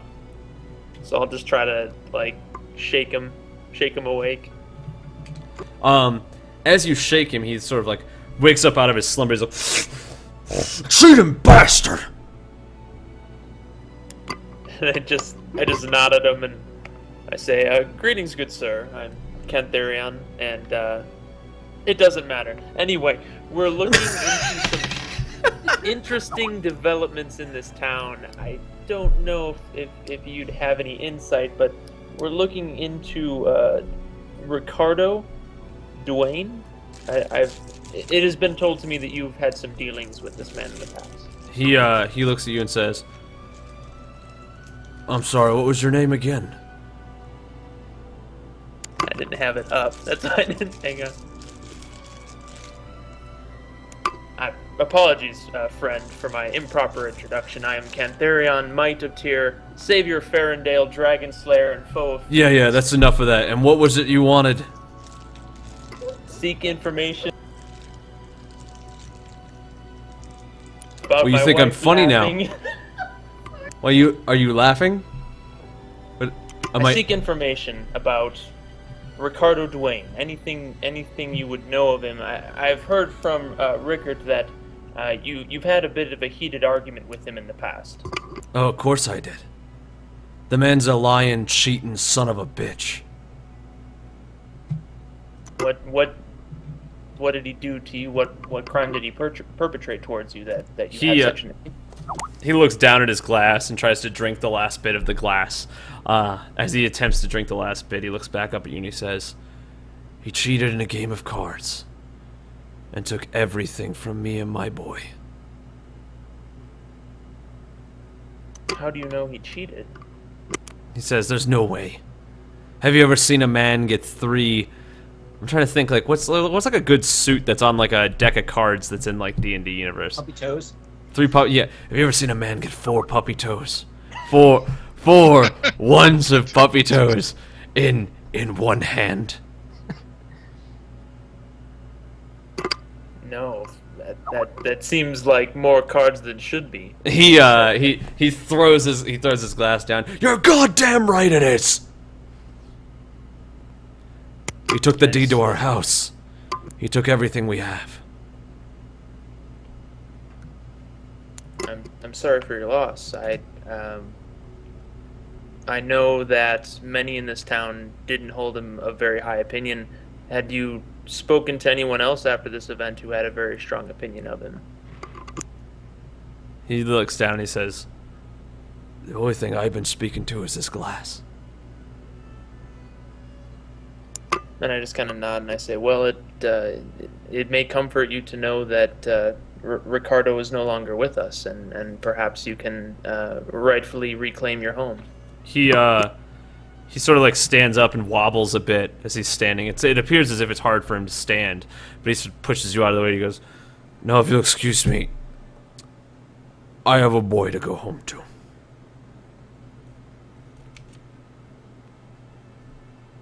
I just nodded him and returned to the table with everyone else. He walks And just past share you what and happened. slams the door open and sort of like stumbles down the path down the way. And I just start eating because I'm hungry. When the barkeep brought the food, I was going to engage him. If we can go back to that. Sure. He brings out the food and presents it towards you. It smells good, but it's impossible to tell what this might be. Barkeep, did you know Ricardo? Oh, Who is this damn Ricardo that everybody cares so much about? He turns to you. He goes, "You haven't heard of him? Richest man in town. Hell, No, I have heard of him. owns this establishment right here. Or Oh, he I owns should this say, place? I should say, owned this place. So who owns it now? Well, reckon the gods own it now." He sort of like gives a little chuckle, after what happened to him. It's like Do you have word, any like enemies talk that you of know the town has come out that somebody murdered him.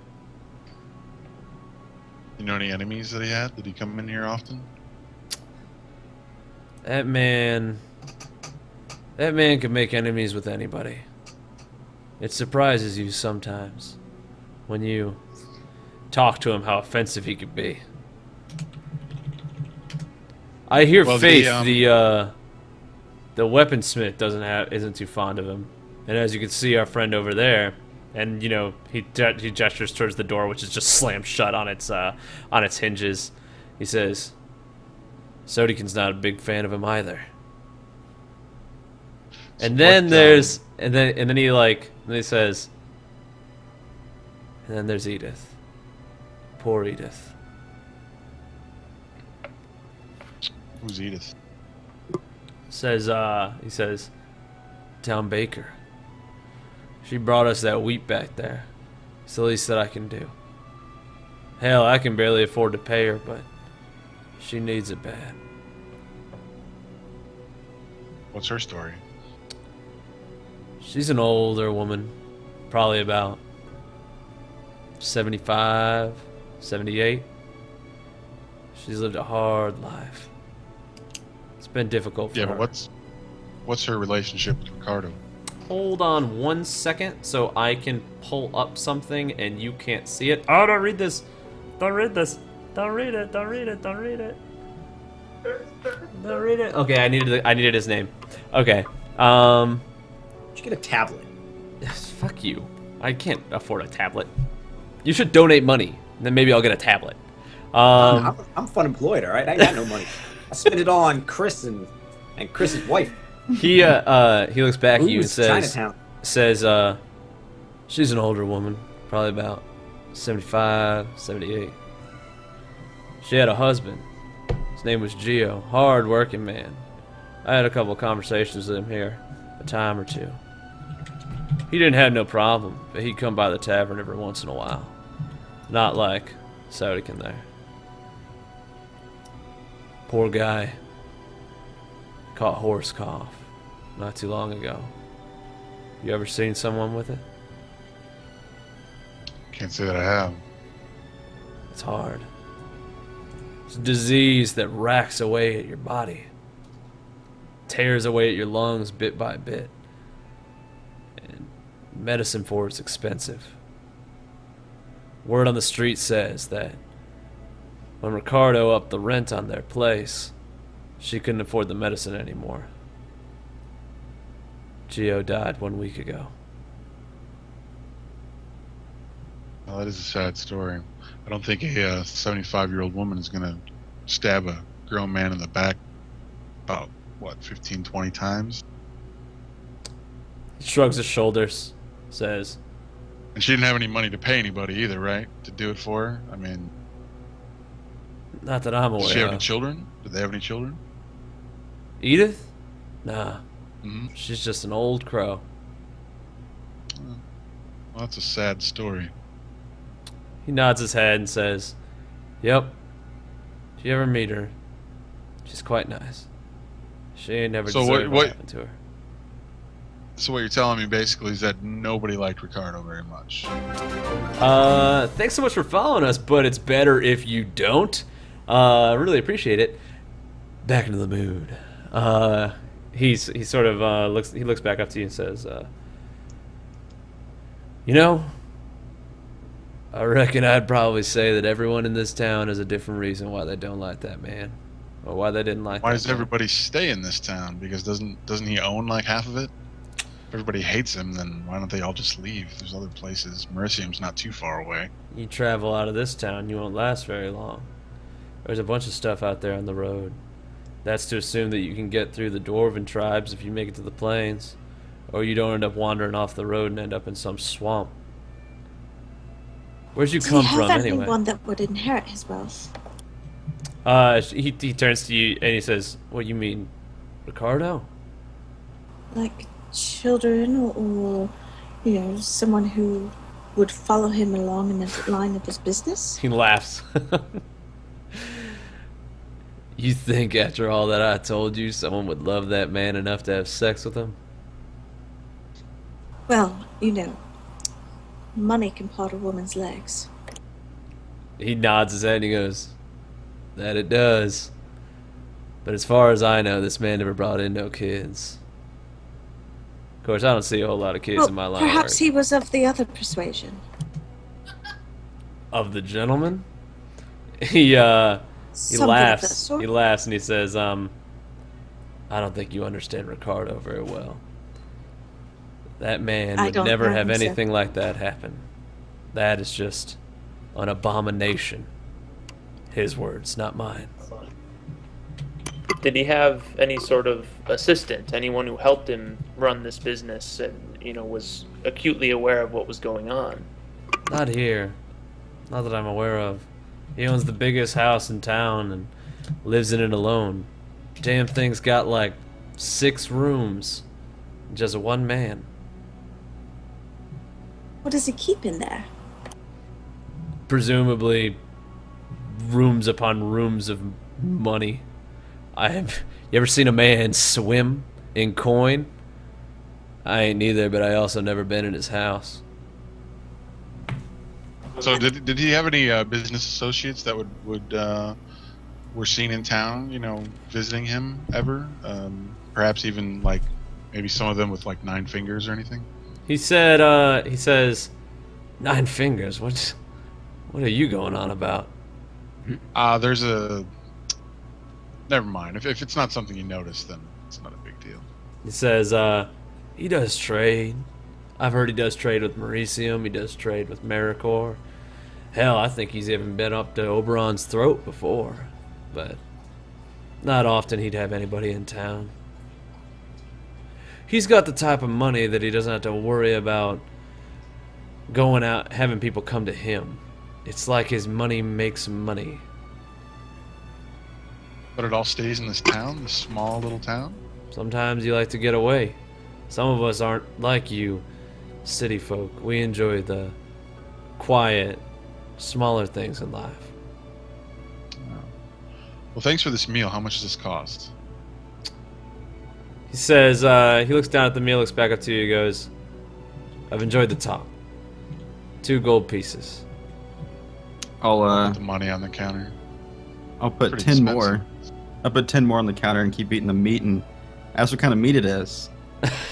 he says, if I tell you what kind it is, you're not going to want to eat it. I'm just gonna stop. It isn't Put a it back. horse, is it? I call it mystery. He says, horse? What are you, crazy? You don't eat a horse? That's disgusting. That's disgusting. Alright, fair Where's enough. the one last question for you before we leave you alone, or at least before I leave you alone? Where is there another entrance to the sewer besides the one that comes out sort of downwind from the town there? She says I'm channeling my inner Matthew McConaughey. I can channel my Matthew McConaughey. It ain't hard. You just gotta talk a little bit. Yeah, there's a couple of different, entrances to the shore. You can find them all over town. You should do the whole DMing That's actually- sessions and that. That is the that was voice of a sexy. character that I'm playing in a web series that should be hitting online pretty soon. It talks like this all the time. He's a little bit stoned. I was driving a Lincoln before it was cool to drive a Lincoln. Anyway, he says there's a couple of different entrances to the sewers. You can find them all around the main square. I don't reckon I know why you would want to go down there, though. Well, is there any up by Ricardo's mansion, up by his place? I reckon you could Close probably by. find one up there. All right, thanks for the information. Appreciate it. You're welcome. He nods at you and says, by the way, it's Andrew. Nice to meet you, Andrew. Hey, Andrew, do you have any dried meat stored that could be taken on travel? He says, I reckon I might be able to gather something up for you. Well, Why? What are I you got guys? 20 gold. What are you guys out to do? Oh, we're just travelers. We're headed back towards Mericium. He says, well, look, the whole Ricardo dying thing, it sort of slowed down business. And with him dying, I reckon I'm going to take on the place. So, how about you do me a favor? I'll put a couple of things together for you and your friends here. And you can have it. You got to figure out who killed him. And if you can take care of that, I'll let you have the stuff. I might even leave a little something special in there for you. What do you say? All right, that's fine.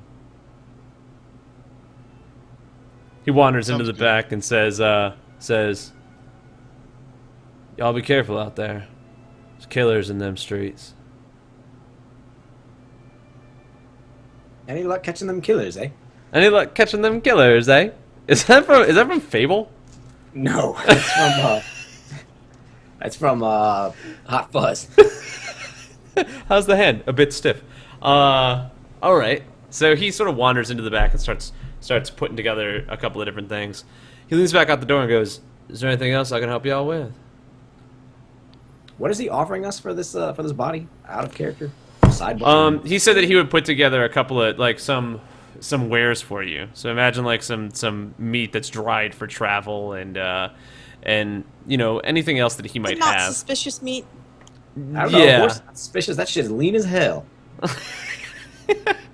He's putting together a to-go bag for us. Exactly, a little to-go package for the lot of you. That's all. But he said he would only do it if you find the killer, because Because it's gold too. it's really hurting his business. As far from him, no. He's inheriting a business.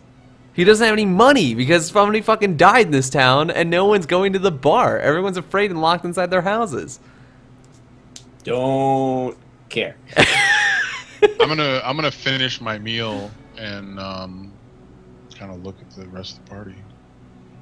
You guys want to head up to the Ricardo's mansion? And I say that with finger quotes. Very well, but should we really be sidetracked for too long? What do you mean side? Oh, from going to Mericium? Yes, we have this ring. We don't want to just hold on to it for too long. Well, This is that's a up to poor Cantherion. This is his quest. This is a poor city with a dead man that nobody cares about. Let us be over it. Yeah, it seems they'd be better off. I don't kind of disagree. want to investigate a rich man's house.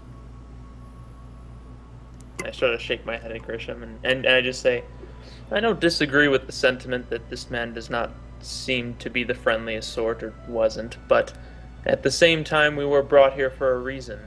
This town came across our path, and we are very short on supplies. We need some way to continue travel to Mericium, even across a friendly road.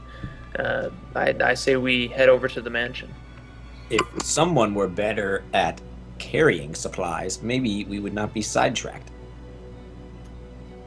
I look at Venator and I just say, you carry your supplies on your person? You allow your horse to be drowned in a swamp and then lose all of your items? Just You traveling killed around? your horse. What have you to say against his?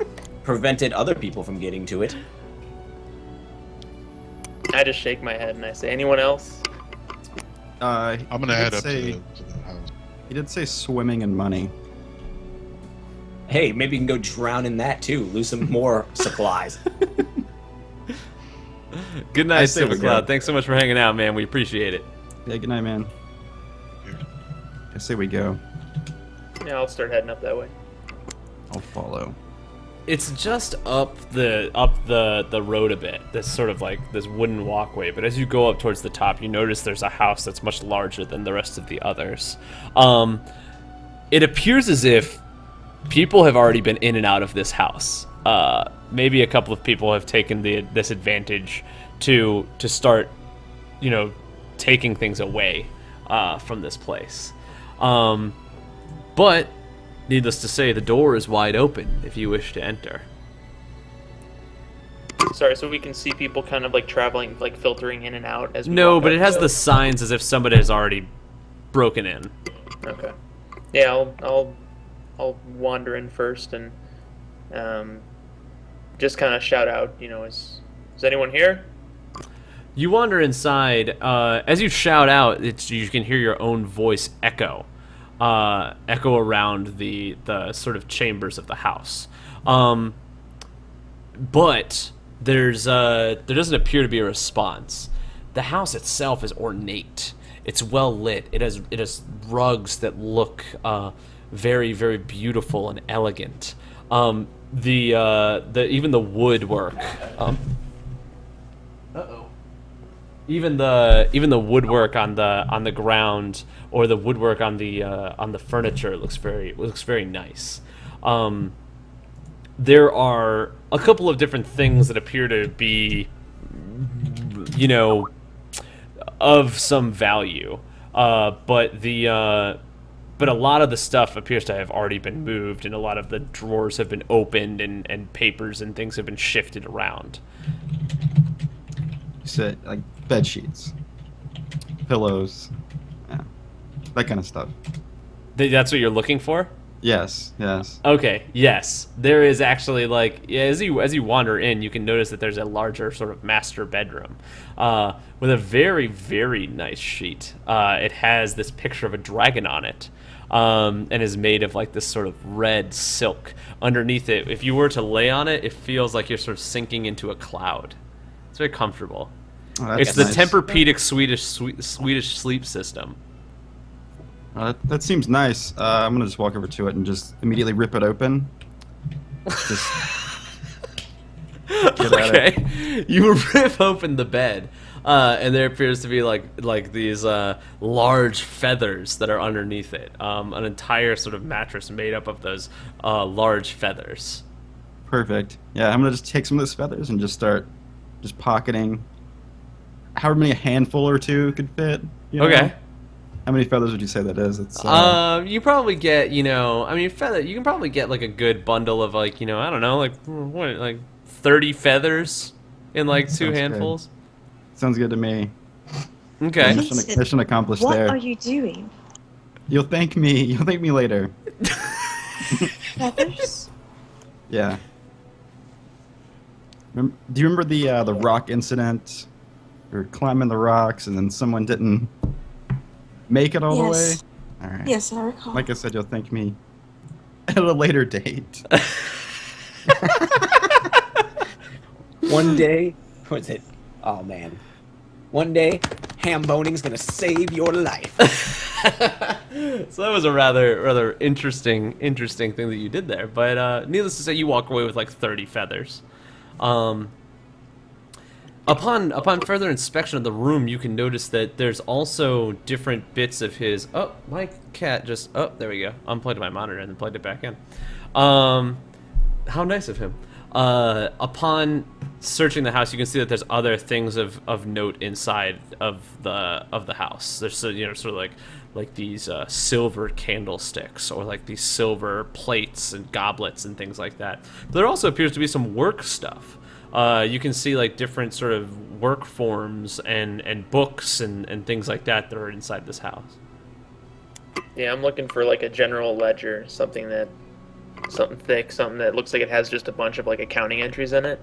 You do find a general ledger that does have sort of a ledger of collections. Upon inspection of it, you notice that it appears to have different properties on there that had certain property values. You're looking at like, it had like a value of like 150 gold pieces. But suddenly out of nowhere, that doubles to like 300 gold pieces on numerous properties. One property in particular, it appears to raise up to 450 gold pieces. So like Just there are as a- entries. Sorry, go ahead. I was gonna say, just as a side note, Grisham did not go in the house. He's actually checking the perimeter of the house for a sewer entrance. You do So find a he's in the sewer house. entrance outside of the house. It's down the hill a ways, but you can notice the sewer entrance from there easily. Okay. I'm just I'm looking for like drag marks, scuff marks that like maybe a body or something heavy was dragged here. Go ahead and do a perception check for me, please.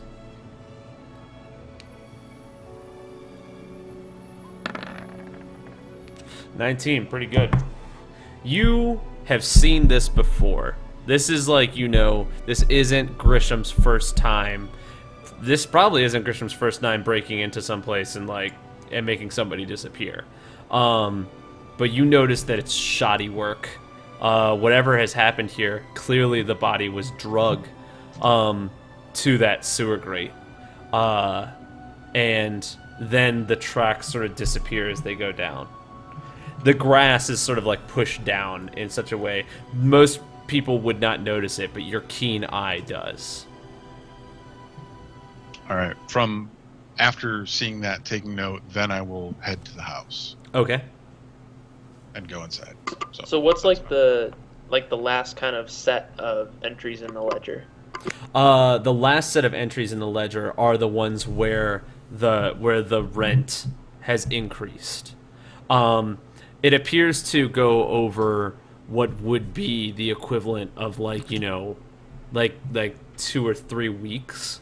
But all of the entries, it appears to be like a repeat of the same properties over and over again, with changing prices on there. Okay, so like the last entries would be like all the same properties we've been seeing that kind of, maybe signify like all the buildings he owns. We're not 100% sure, but it's like a listing of all of the properties kind of bunched up, but at like ridiculous prices. Correct. Ridiculous rent prices. Okay. Correct. Just for fun, what's the last one?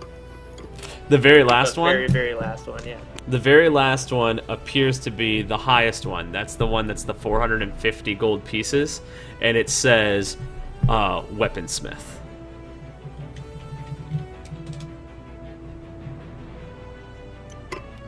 Okay, and is there also an entry that says blacksmith? There is an entry in there that says blacksmith, but that one was not raised to the 450. Okay, so I mean it's a safe assumption to say these are two different entities. Kind of That's the way it's correct. laid That's out. correct. You would safely assume that there is a blacksmith and there is also a weaponsmith. Okay. Well, I got some investigation stuff. So I'm not sure where everyone is at this point, but I'll kind of head down towards like the main entrance area and just Upon shout out, "I've got upon something." upon closing the book, you notice that a couple papers slide out, and sure enough, one of those papers clearly says eviction notice. Who's on it? It is unsigned. Oh, okay, gotcha. So it's like an eviction notice that was prepared but was not completed.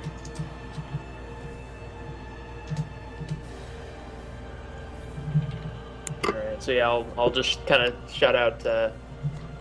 I seem to have a small lead here, and just kind of like just shout it generally. I don't know. See if anyone scampers on in. Am I coming in at this point?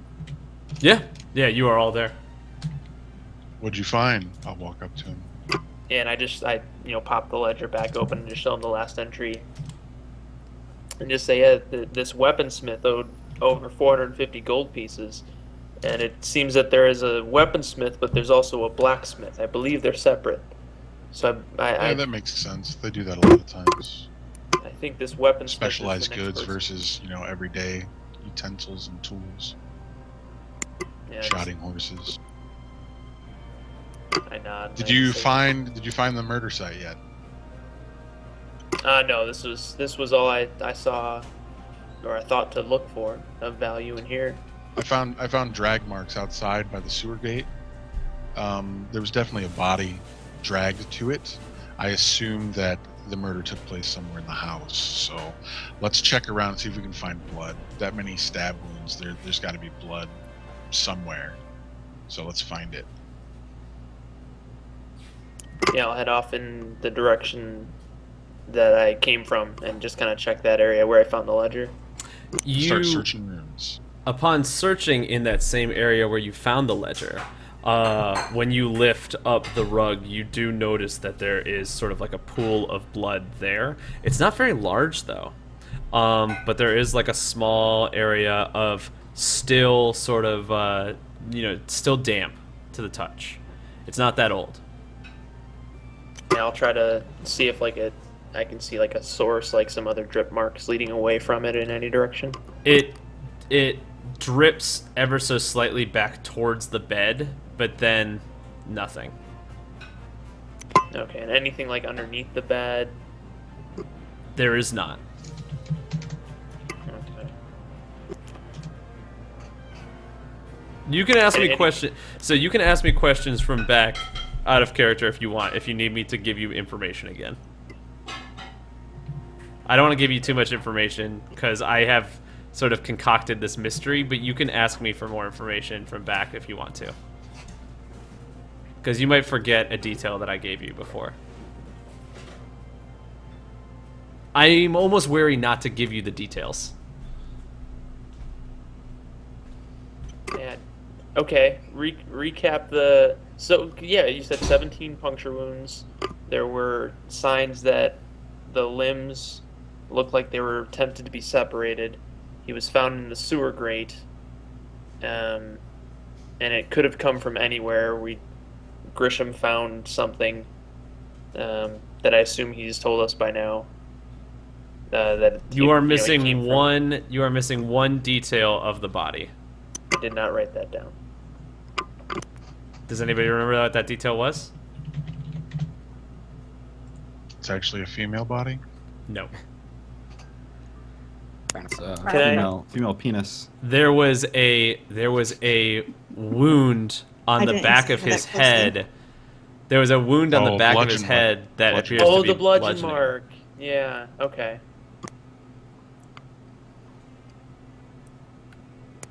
Looks like this guy's not serving anyone an eviction notice. Yeah.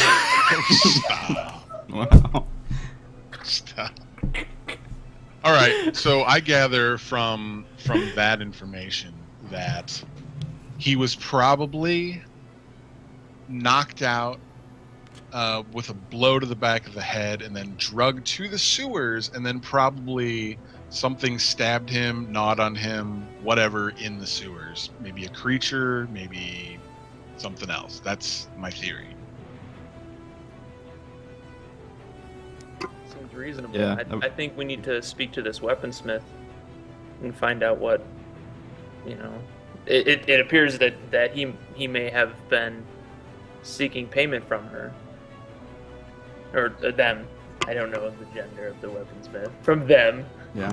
Should we? You don't check know the gender of all the the weaponsmith. properties Venator that- does, but Should we check all the properties that have received a raise recently?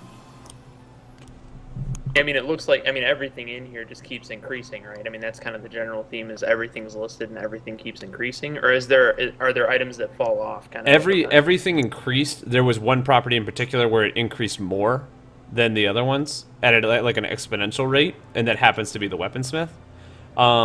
But yeah, everything was increasing.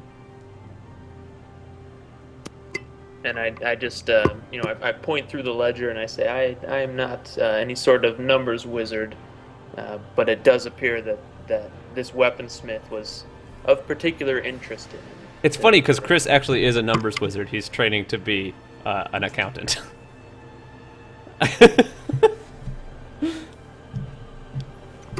2 + 2 is numbers. All right, so yeah, so I'd say we tried to find this weaponsmith. I know that when we first came into town, we were pointed in the direction of a weaponsmith or a blacksmith of some sort.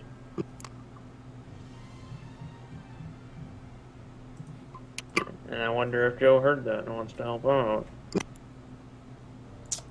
I may or may not have been to a smithy. All right, then let's head back in that direction. Yeah. Good luck. I'm gonna head back to the sewer grate, and I'm gonna see if I can lift the grate. I want to see how heavy it is. Upon exiting the house, when you look over towards the sewer grate, you see a black cloak standing above the sewer grate, and then, just like mist, it sinks down into it and disappears. Whoa, did you guys see that?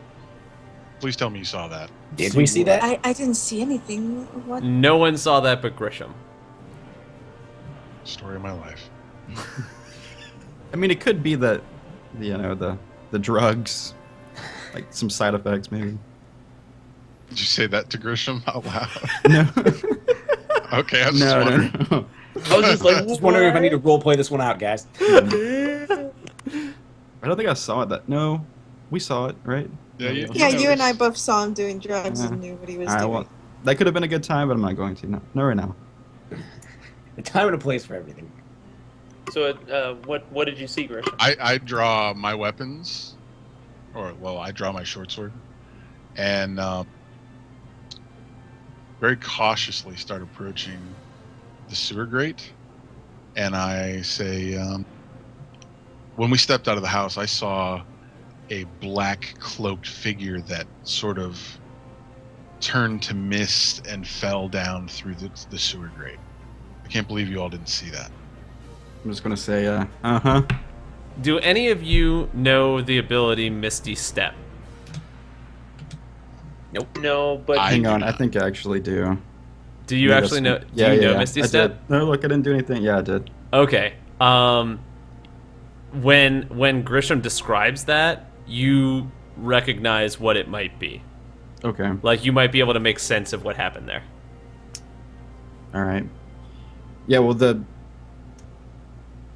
he has to describe it, right? He'd be like, something Yeah, to he would really have to it you describe guys. what happened, like how he did that. But if you were to describe it, you would be like, I know. Yeah, I know that was.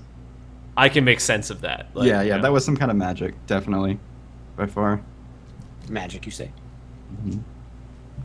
Wait. Did it look like this? And I'll And do you it. do Misty Step, I'll like just you do just, it, yeah. you just like, did it look like this? And then you just like goes through the wall, Yeah.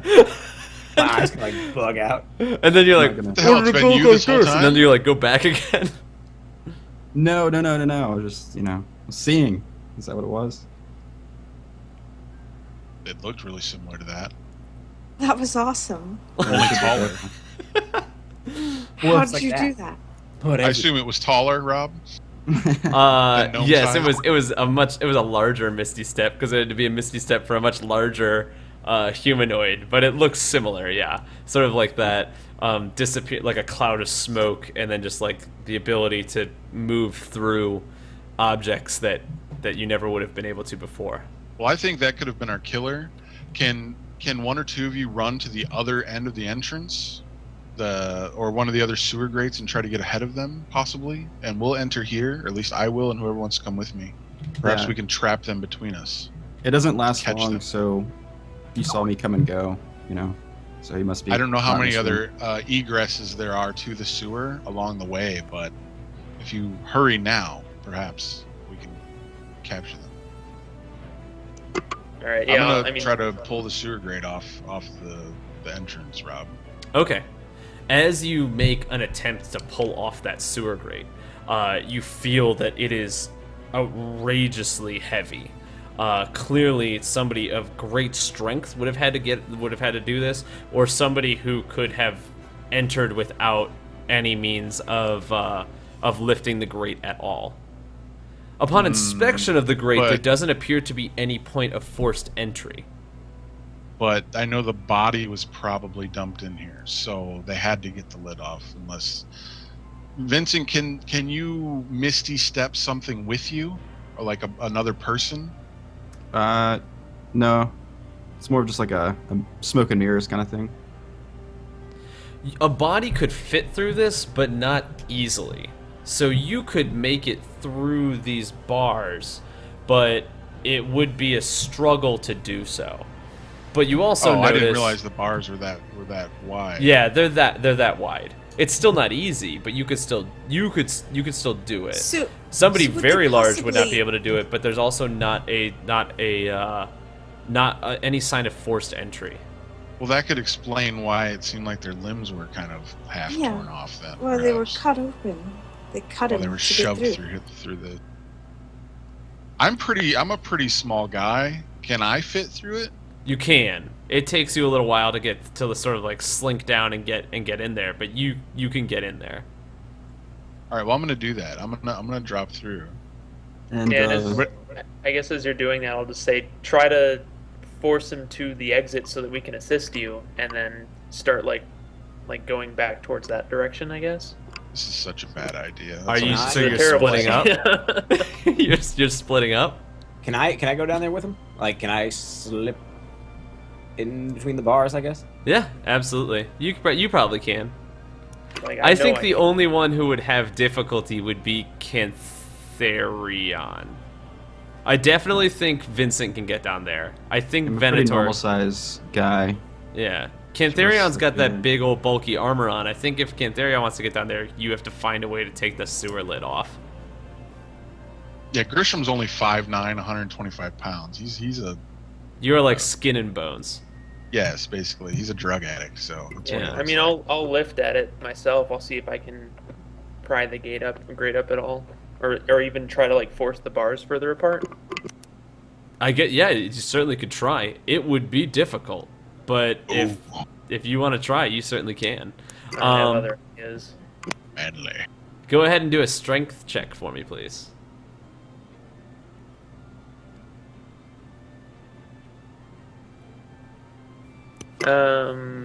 Maybe Isn't it- just athletics, maybe.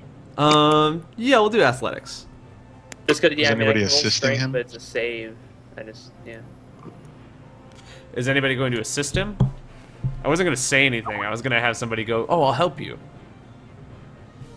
Or is everyone just I going to can watch aid him just him. manhandle this thing by I himself? can aid him, give him a little bit of a boost to his strength.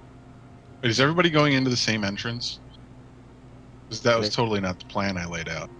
Are there multiple Well, I can entrances? only. I mean, I can't like run ahead and then hope to do this and then get in. So if someone else wants to run ahead, but like I Yeah, don't. there's I don't. multiple entrances Well, throughout town, and then their big I- entrance at the end. I could run ahead if anyone wants to come with me rather than all of us go this way. I'll nod at Benator and Vincent, and just say perhaps you three could try to find the next entrance while Grisham and I go down here.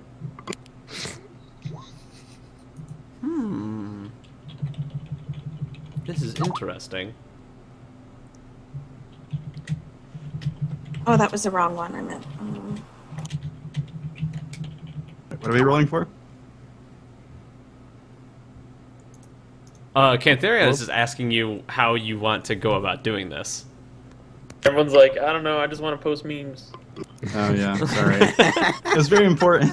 It was good. How the fuck did you find that so fast? I got it. What is it? What did you? Yeah, I what did don't you- have any kind of spell. I or can't anything. look at it because it moves all the cameras around. I'm not in this meme talk. I'm the only one fully invested in the game right now. Hold on. So it gives me. I got it. Wild It doesn't magic. give Let's me do any it. stats, does it? It just Okay, gives I me- can. You're gonna wild Do, magic your way into the Let's into the try it. sewer. Yeah, why not? Cantharian, I can do guidance for you. I mixed it up with the other one, which would give you an extra boost What's to up, your Super ability check. Sushi Pack? Thanks so much for hanging out. It's a great image. It's exactly what I thought. Yeah, it was important. Man of the internet over here. So, yeah. So are you gonna try and like what blow the lid off? No, just like. Oh well, yeah. Go ahead, Lynn. I was gonna wild magic, just focusing my attention on like the area, just to see what could happen before we blow it up. Yeah, you can totally do that if you want to. Let's make an attempt. I back. Let's the all fuck up. stand back from the. All right, here goes nothing. Hold Does he on. announce Let that me- he's going to wild magic? Yeah, I'm gonna Or- start doing my rain dance again. Oh lord, around the sewer grate. I step back. Quickly step back 20 feet. All right, here we go. This is awesome. I gotta pull up the sorcerer again to see what your wild. Wait a minute, magic is. am I down below in the sewer under the grate? I don't know. Yes. Yeah, you are already in the sewer. And does So anybody is let me know Venator. what's going on? You're like, Yeah. what's going on Oh. out there? I'm like, Grisham, move, dancing. Dance. All I Who's say is dancing? As I like frantically scramble. I back. come back closer to the hole. What? Move, There's no time to dancing, talk. There's no. rain dance. So as you move closer to say Rain what, the wild magic appears to get stronger. Let's see here. 49. You can't speak for the next minute. Whenever you try, pink bubbles float out of your mouth. Just what I was going for. honestly. That's awesome. So as you do this, like, you know, this sort of magic like surges up, and you can see like the sewer lid sort of shaking, and the ground like shaking around it, and then all of a sudden it just settles and stops moving. And I'm doing the like this, like I'm Vincent, shielding what away. happened? Like Anything? Just some pink bubbles. Bubble bubble. Yeah. I just shake my head and go back to trying to like pry open the grate. They like float and then pop, and then as they pop, like his words come out of that. I imagine it's like a muffled like version of his words like come out of it. You've got some real Let's start talent down there, the Magic Man. You know, I think his god is the one that's really working in Okay, mysterious I'm ways. gonna boost Cantharian's muscles. All right.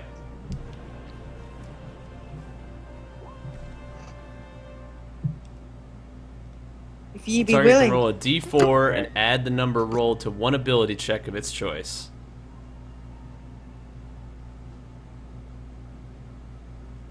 All right, so you're gonna make that strength check. Yeah, I'll just roll it as a save. 22. That's not that bad. Are you gonna That's not even add? the D4 yet. Are you gonna add the Yeah, d4 man. to that? I'm in the D4. All right. 'Cause, Because, yeah. All right. 'Cause Yeah.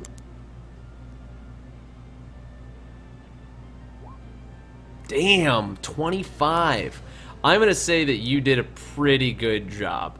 It's still very difficult, but you probably were able to pry this far enough that you can probably slip through. And meanwhile, everyone's like astounded because that was like crazy. You were bending like steel. That's crazy Might stuff. of Tyr, huh? Yeah. I just kind of wipe my brow and start walking through the sewer. And I'll pull on his boots when he's like halfway in. I'm like tugging on.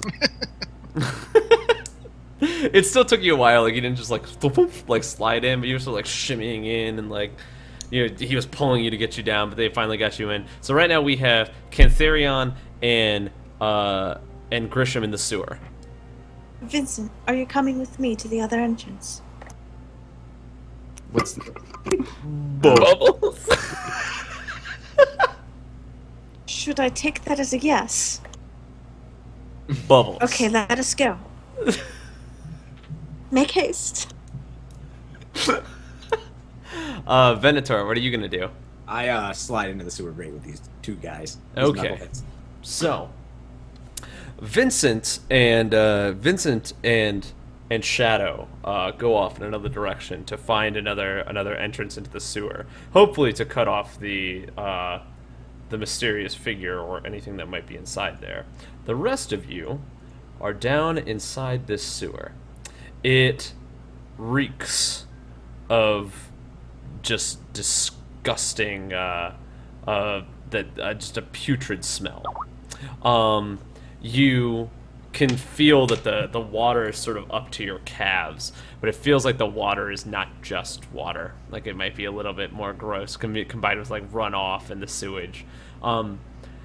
It smells a little rough. Go ahead and make a Constitution saving throw for me, please. Jesus. Like a smell check. A smell check. Jerks and roll. Natural Like a 20. boss. Grisham is like, this is fucking nothing. Ugh. Venator I got a was born 6, in the sewers. and Cantharion got a 5. So Venator and Cantharion, upon like walking into the sewer, the smell sort of like it reeks to you. You cannot stand it. It also sort of messes with the smell is so powerful that it sort of messes with your senses a little bit. So from now on, you are going to take a -1 to all ability rolls while you are in this sewer, including -1 to hit if you were to attack anything. As you walk through this sewer, you All can of this hear, for some food. as you're walking through the This sewer, kind of makes you lose your appetite, doesn't it? Kind of makes me lose a lot of things. you can hear your own footsteps, but you don't hear anything else. You notice that you continue to go down the sewer, but you can't sort of find any sort of tracks or anything like that would have been down here. It also bends in all these different directions, where eventually you hit a crossroads, and you can go straight, left, or right.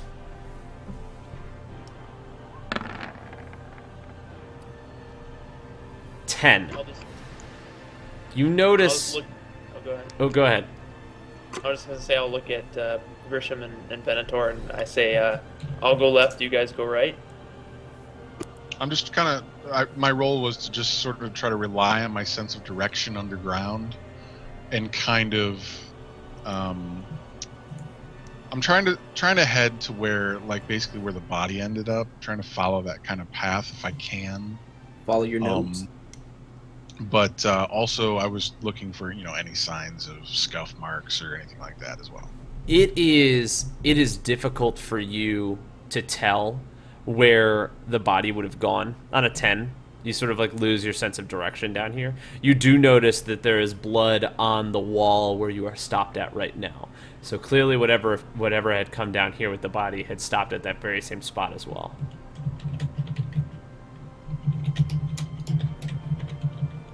I'm just Yeah, going I'll to continue on. Yeah, I'll go down the right path and just kind of nod at him. So you all go down towards the right path. As you're going down the right path, Shadow and Vincent, what are you doing? I'm planning on heading back towards the sewer where we found the dead guy. So you guys at this point make it back to that sewer, and you make it to that sewer grate. The sewer grate is the same as the other one, and it appears to be sealed shut. But whereas the other one was sort of like flat on the ground, and you jumped down into it, this one you would have to go in like the side.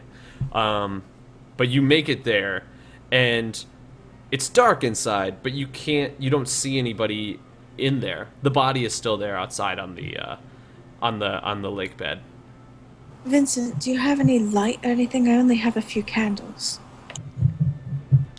My bubble's gone. I don't know how long it lasts. Your bubbles are gone. Okay. Other than a torch, no. I have 2 torches actually, so. Well, a torch would be sufficient. All right. We'll do that. We'll do the 2 torches. I'll hand I you assume one. we can fit right through. Yeah, you can fit through if you go inside. You light I'll both take of the one torch from him, and he'll have the other, I suppose. you light both of the torches, and you enter inside this inside the other direction. Sulfuric Go ahead gas. and make a Constitution saving throw for me whenever you enter as well. You get that same sort of smell as you get deeper inside there.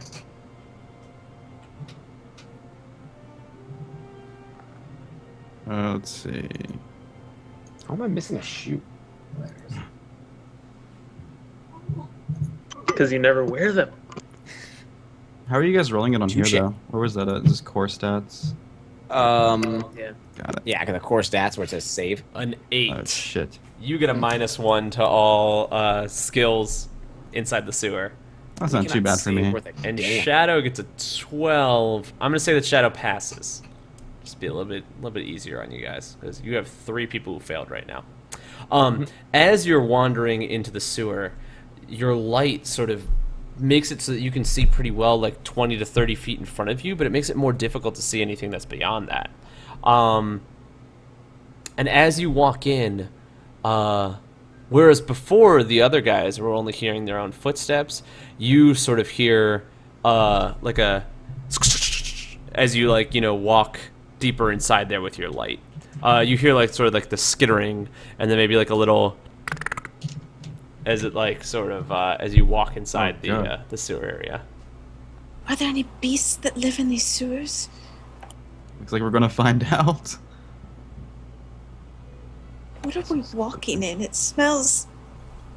I don't know Like what shit. it smells like.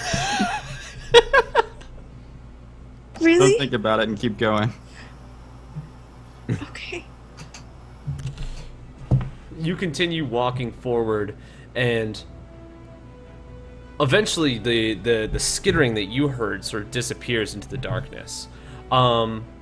Meanwhile, back at the rest of the guys, as you're walking down this path, you hear that same skittering, and sort of How like does it that. go? It goes. It's like the skittering on the ground, but then you hear this. And as you're walking down that path, you hear it getting louder and coming closer to you. I ready weapons. I ready my sword and shield. How far away are we from them? It is hard to tell. From the actual land that you walked on, you would imagine that it's like half a mile that you walked through. So you walked all the way around there. They were sort of slower, but you don't know the map of these underground canals. Alrighty. A sprint, maybe? I don't know. Like, try to start running. You're gonna run inside the sewer? Yeah. Try to get back to, like, close the gap as fast as possible. So you are sprinting after this sound I'll that be went trying to keep pace with him. that went into the tunnel, and the 2 of you begin sprinting. Meanwhile, the rest of you, before they get there, because you chose to split up, find yourselves inside this sewer area. There are numerous different tunnels and catacombs inside of this place, but you find yourselves inside here, and sure enough, here's the ones that we have. Yeah, it's clickers. You hear that sound getting louder, that sort of as it comes closer and you. closer towards you down these tunnels. Yeah, I'll just I'll keep going forward, kind of at half pace with my sword and shield drawn. Who's putting me in front? Fuck that noise. So you guys can move around freely on here, but you begin to hear that skittering sound. Everyone go ahead and make a perception check for me, please. 11. 18. 21. Grisham, you are sort of looking eye level around these tunnels, but Cantharion, you and Venator both look up, and you can see that there's something on the dark roof of this sewer. You guys don't have any light, but there's something there that appears to be moving. Shit. And you can I'll hear use that my- sound. You can hear that sound getting even louder now. That I'm gonna light up my sword with divine energy. immediately, find it. as you light up your sword, it begins to light up the room, and you notice 3 enormous, sort of like bug-like creatures with 20 legs are all hanging from the ceiling. Let me go ahead and select some stuff. Hold on 1 second. Yeah, I pull out my new short sword and my shield. Token layer. Token layer. Token layer. Change back to the token layer. Boom. Boom. Boom. These 3 sort of like bug-like creatures fall down from the ceiling and find themselves directly next to you. Go ahead and roll for initiative. Yeah, boys. Damn it, Rob, you gotta connect my token to my character sheet so I can roll it. No, just click on your token. Oh, is that and what it then is? roll. Wait, are we caught up yet? Or? Are you caught up to what? Oh no, you guys are not caught up. You guys are 1 round behind because everyone decided to split up. So we're Always gonna split the go party. with these guys, and then this right here, That way we get flanking. and then we have Cantharion and Venator. All right, so Hope these. you guys don't need heals or magic or anything. So yeah, that's why I love that you split yourselves up. I got heals. I got Um, laying hands. Let's do this. These creatures end up going first. Got Let me heals, go ahead bro? and get this. Or walking in pages the on. heels. Do you even heal, bro? Bro, no shoes. Off topic, Bruh. how do you pronounce the spiders in Zelda? Like the big spiders? Skulltula? Stalfos? No, the skull. Skulltulus? Yeah, there we go. Yeah. These are not Skulltulus. These are more like, I imagine it's more like an enormous larva. Is what it is. It has like these tendrils in the front of its mouth and these sort of pincers with all these teeth and very tiny legs. They all fall from the ceiling, and they're going to go ahead and go first. So the first one is going to attack Cantharion. That's going to miss. The second one does as well. Miss. That is a... What is this on here? Cantharion, what is your AC? 19. 19. So that is going to hit. So you take...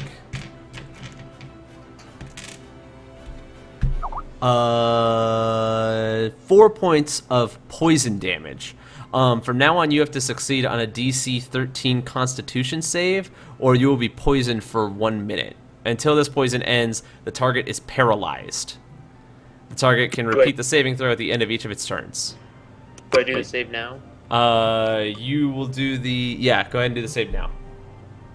And is it Constitution? Constitution, yep. DC 13. That ain't gonna You do it. failed. You are paralyzed. It Wait, makes it's a poison? Paralyzed due to the poison, yeah. It makes a second I'm not attack immune against to you, those. which is I'm a immune to disease. Darn it. the second attack is an 18. Yeah, it doesn't hit. Does not hit, so that does nothing to you. And the third one is actually going to come around here and see if I can't get Grisham here. 19 Yeah, it's versus a hit. AC. That is going to hit. You take 5 points of damage, and you are also poisoned. Go ahead and do a Constitution saving throw for me.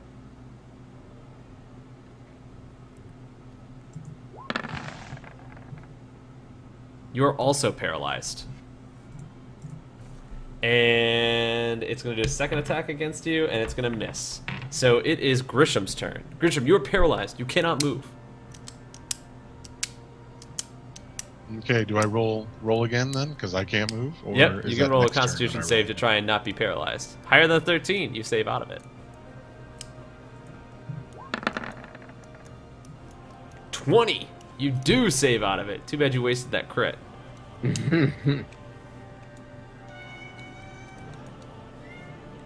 Do I that get an was- action, that or was- was that my action? I'm going to say that that was your action right there. The next up is Cantharion. Yeah, I'll make my roll too.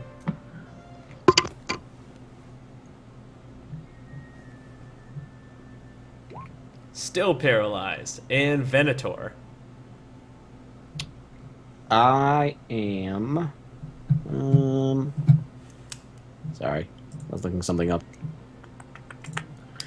Let's see here. I guess I will, as a bonus action. Where am I? Where's my stuff? Spellbook. We'll go ahead and do Hunter's Mark on the one closest to me, next to Grisham. And then I will move here and hit it with my new short sword.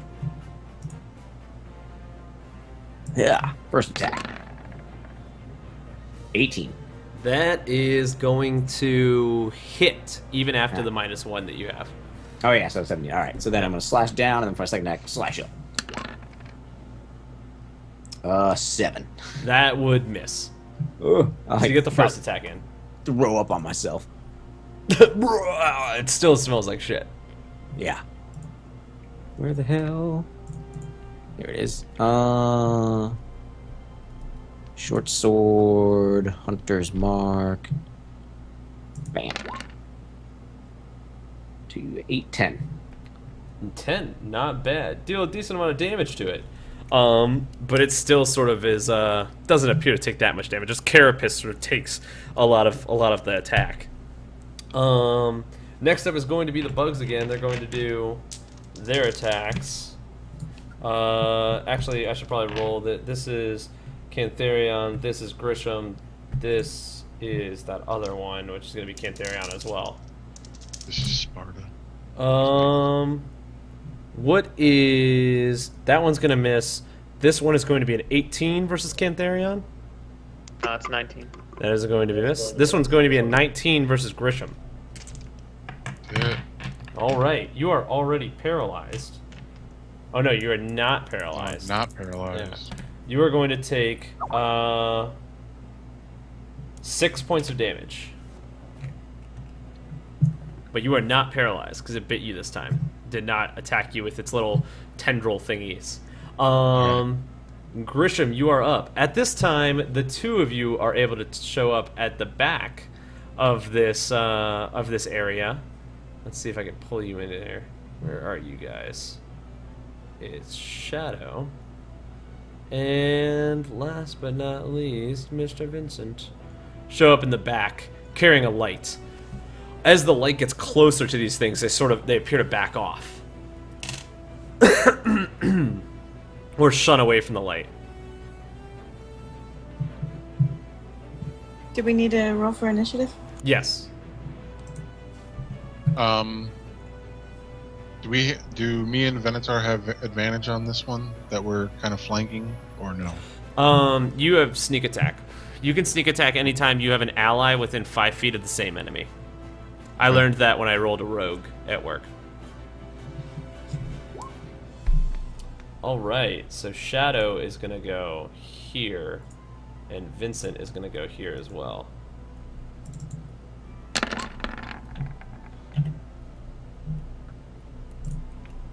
Is that a 16? 16 is gonna hit. So you do 18 points of damage to that one that's directly on top of you. Mm-hmm.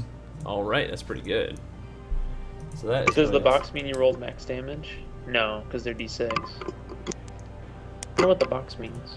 I don't know what the blue box means. I know red is low. Once something rolled a 1, and then green is max damage. I don't know what a blue one means. Next up is Shadow. I'm gonna cast Spiritual Weapon.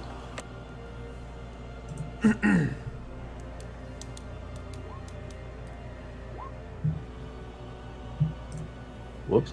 So I'm gonna reach forth and call out for an 18-inch fanged spur, guisarme, with a spur on the back, sorry, that has intricate etchings leading to a serpentine-wrapped pole, gilded and glowing with moonstone eyes. And I name it Ophidia!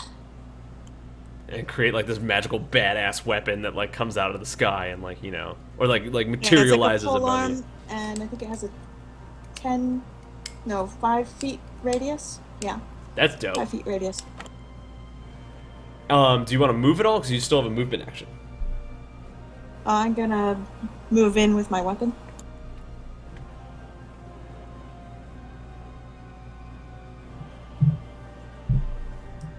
Yeah, that's just a bonus, so you can still attack with it. Yeah, you do still have an attack action if you have a ranged attack. You're outside of 5 feet from any of those ones. Yeah, No, I don't have enough range for anything. The spiritual weapon's a bonus action, so you still have your action and your movement. Oh, She just yeah. used her movement. Quick Oh, question. okay. I never really understood the bonus action and action. So you can do like an action and then like you can have the bonus action. Bonus action is like a free action that you get on your turn. So you can do a bonus action and an action. Yes, you get a bonus Okay. action, a movement action, and an action. Okay. Well, at the same time, I'm gonna pull out my polearm. So you're like dual wielding pole arms right now? Well, the spiritual weapon, doesn't it like float? Yeah, it floats. I'm Floating pretty sure it spectral just weapon. floats. Yeah, Yeah, it floats floats. beside me. It's like a flying scimitar. So I'm Yeah, it holding attacks my you. spear and a torch. That's pretty badass. So it's like floating next to you. That's pretty fucking cool. Next up is Vincent. All right, we're gonna do it this way. This is the build that I did. So I could do my bonus action first, right? Yep. That's cool. All right, so I'm gonna Misty Step. Right. I move up to here. Here. Sure. Sure. Yeah. Sure, why All not? right, and then I'm going to do tongues, which is my level 3 thing, on one of the spiders, and it grants them the ability to understand and speak any spoken language, like ever, so you can actually talk to them. Okay. Okay. All right. So you want to speak with it? Yeah, I'm gonna do it. It has to be in touch range though, so anyone Okay. can speak with it.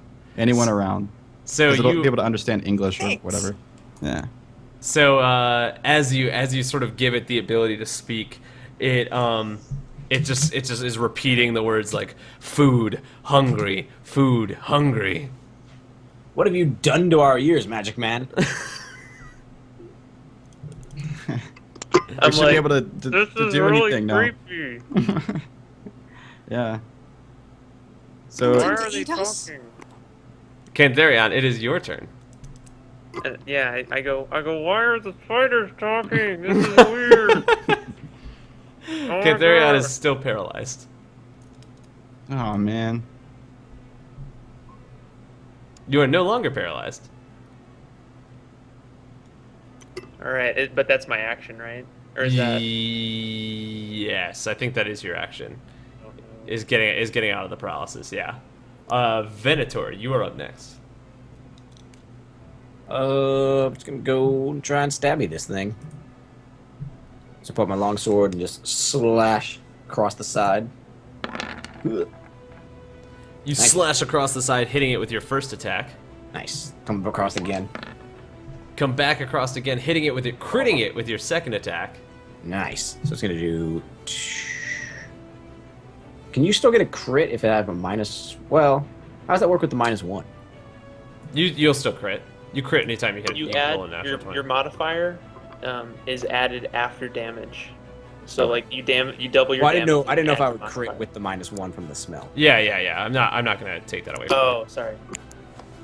All right. So the first one is gonna be 5, 12, 16, 17, 18 damage, Okay. and then the second one is gonna be 10, 14, 16, 18 damage again.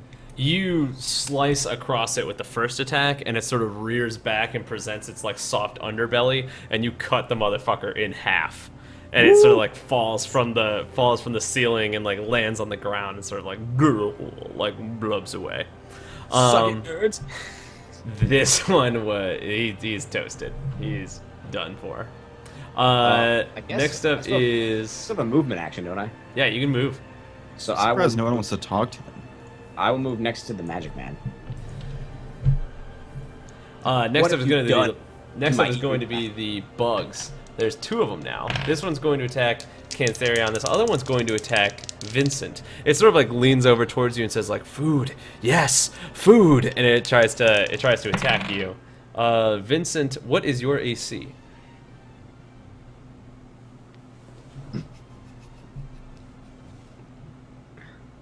$10. What's your AC, Magic Man? 10.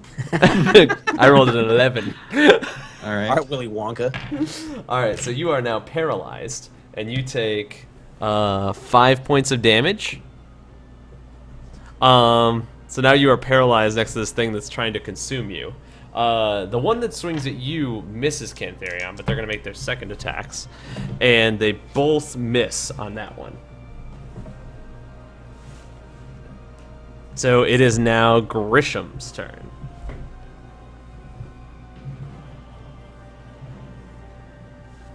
If Grisham is there. Yeah, I'm here. I'm gonna attack this one. This one here. Okay. You get sneak attack on that.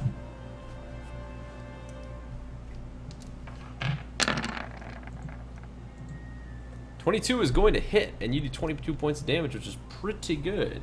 So you take this down to this number right here. Okay. And Shadow is up. With Okay, her the one magic that looks spear. like, yeah, the one that looks like it's going to try to eat poor Vincent there. I'm going to attempt to command it to sleep, just sleep. Okay. Whoa. So you command it to sleep. And one on speak one word command.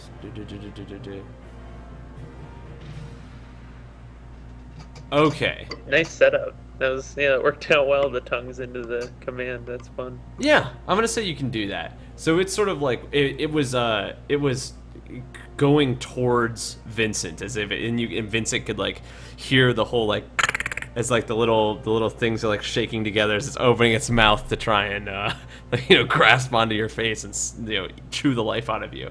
But immediately as she's asleep, it sort of rolls backwards and like starts creeping away at her command. Do you want to move at all? Yeah, I'm gonna move in closer to the one to the south. Okay. And then as a bonus action, you get to attack with that weapon, right? I think the bonus action was casting it, but I don't know. It's a floating weapon. Would it automatically attack when in range? I don't know. It should say on the spell. I wouldn't know that. Let's scroll back up here and say, as a bonus action on your turn, you can move the weapon up to 20 feet and repeat the attack against a creature within 5 feet of it.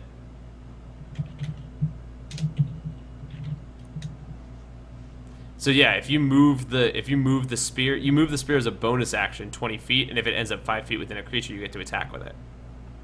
Okay, so yeah, I would attack the one that I'm beside now. Okay, so it's a 1d8 plus your spellcasting ability modifier on a hit. So you have to roll the hit first. What do I roll for that? Go ahead and roll a d20 and then add your... Let's see here. Let's just add your spellcasting ability modifier to it.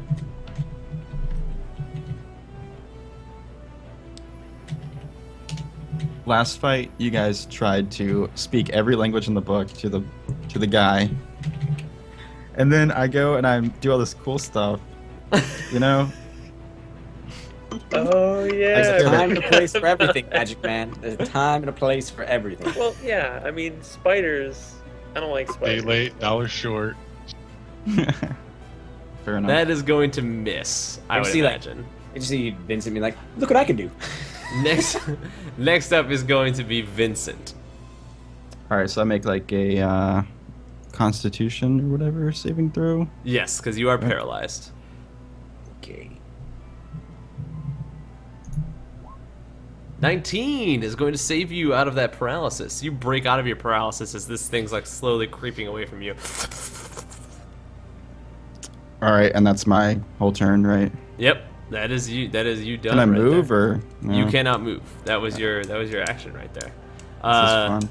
Cantharion, you are up. Wait, but don't you get a movement action plus another action? I guess you could move. You would provoke an attack of opportunity though. Well, I'll only pass. yeah. That'll be good. Yeah. I'll attack the one to my left that's harrying Vincent. All right.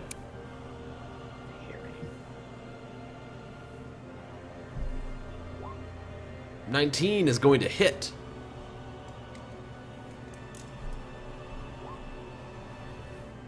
$14 is also going to hit. You get 2 attacks?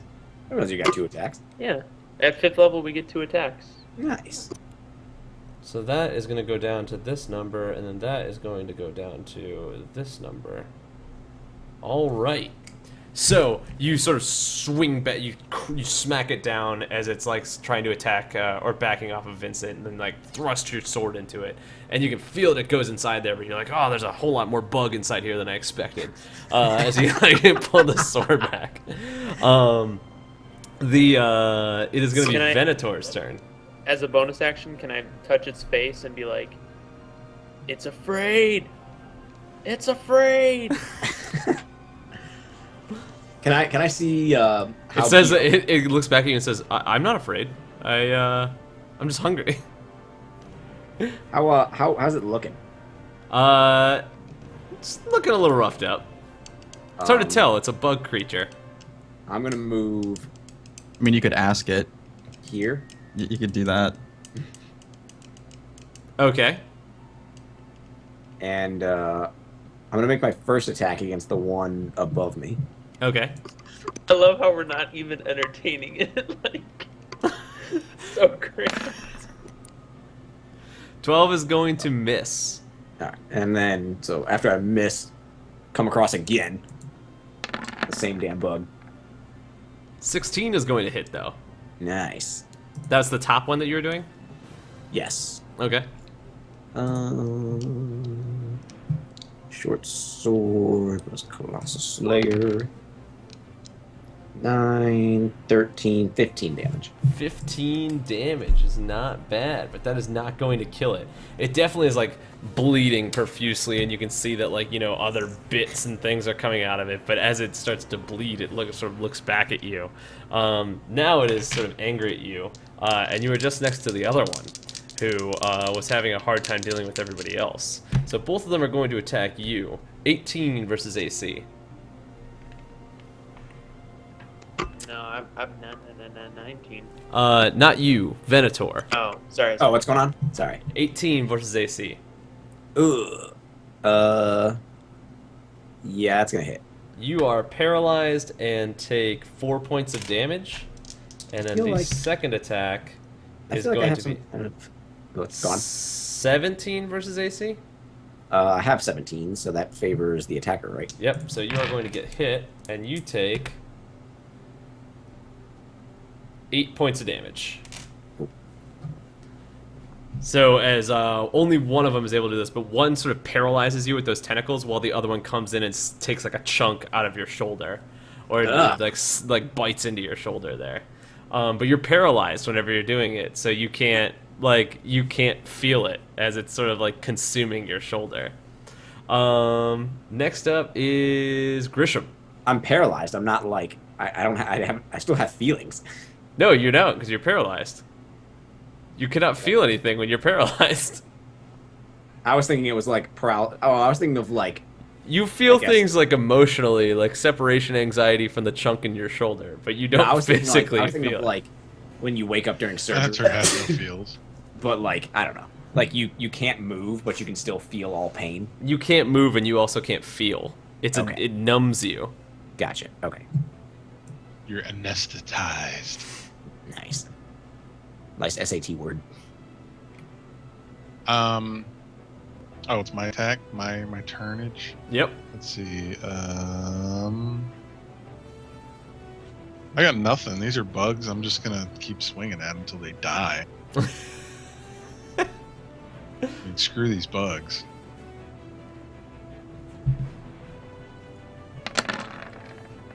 Dice. 15 is going to hit. Which one did you swing at? The bottom one? The Yeah. bottom one? Alright, that is going to take down to that. Alright. And next up would be Shadow. Okay, first I'm going to hit it with my torch.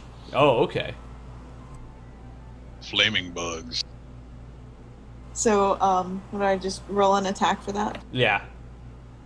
You're not proficient with this weapon, so I guess just roll a d20. That is going to miss. So you swing this torch at it, but as you swing it at it, it sort of like shies away from you, like oh no. Well, you can't hear what this one's saying. So the other one's like fire bad, and then this one's like.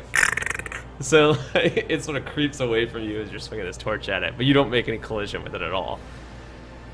Then with the other hand, I'm gonna go forth lunging with my pole arm. All right, go ahead and roll a d20, and then add your spell modifier to that.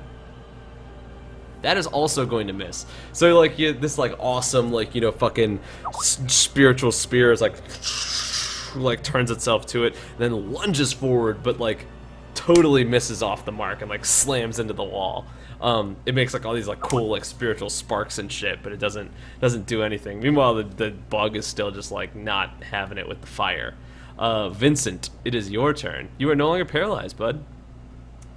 Yay. So they're both alive? Yes, both those bugs are still alive. It's just Although both of them are looking a little messed up. okay.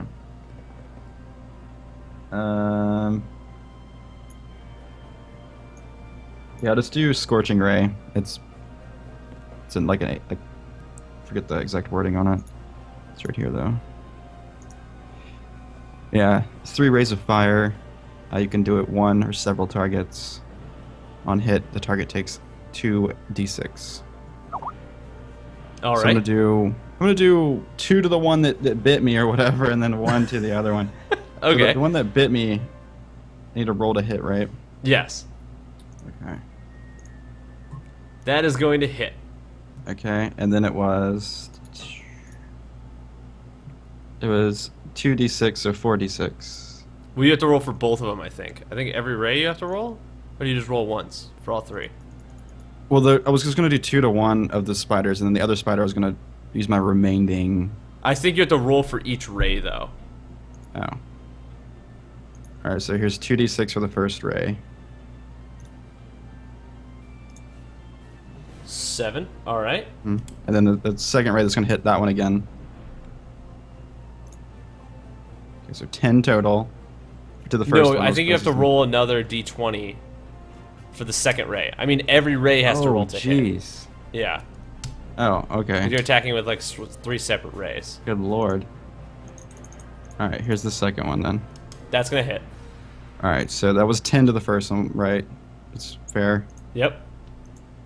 All right, this is the roll to hit to the third one. That's going to hit. Okay, and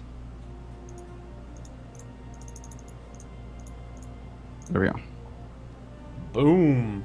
All right. So you like send out like these like columns of fire, and like two of them confusing. like blast into this thing. You can smell like sort of the fried bug, but it's still there, like creeping away. And it's like it says, you know, like fire bad, and the other one's like as it like gets blasted up into the wall. They're both still alive though, and it's Cantharion's turn. Damn.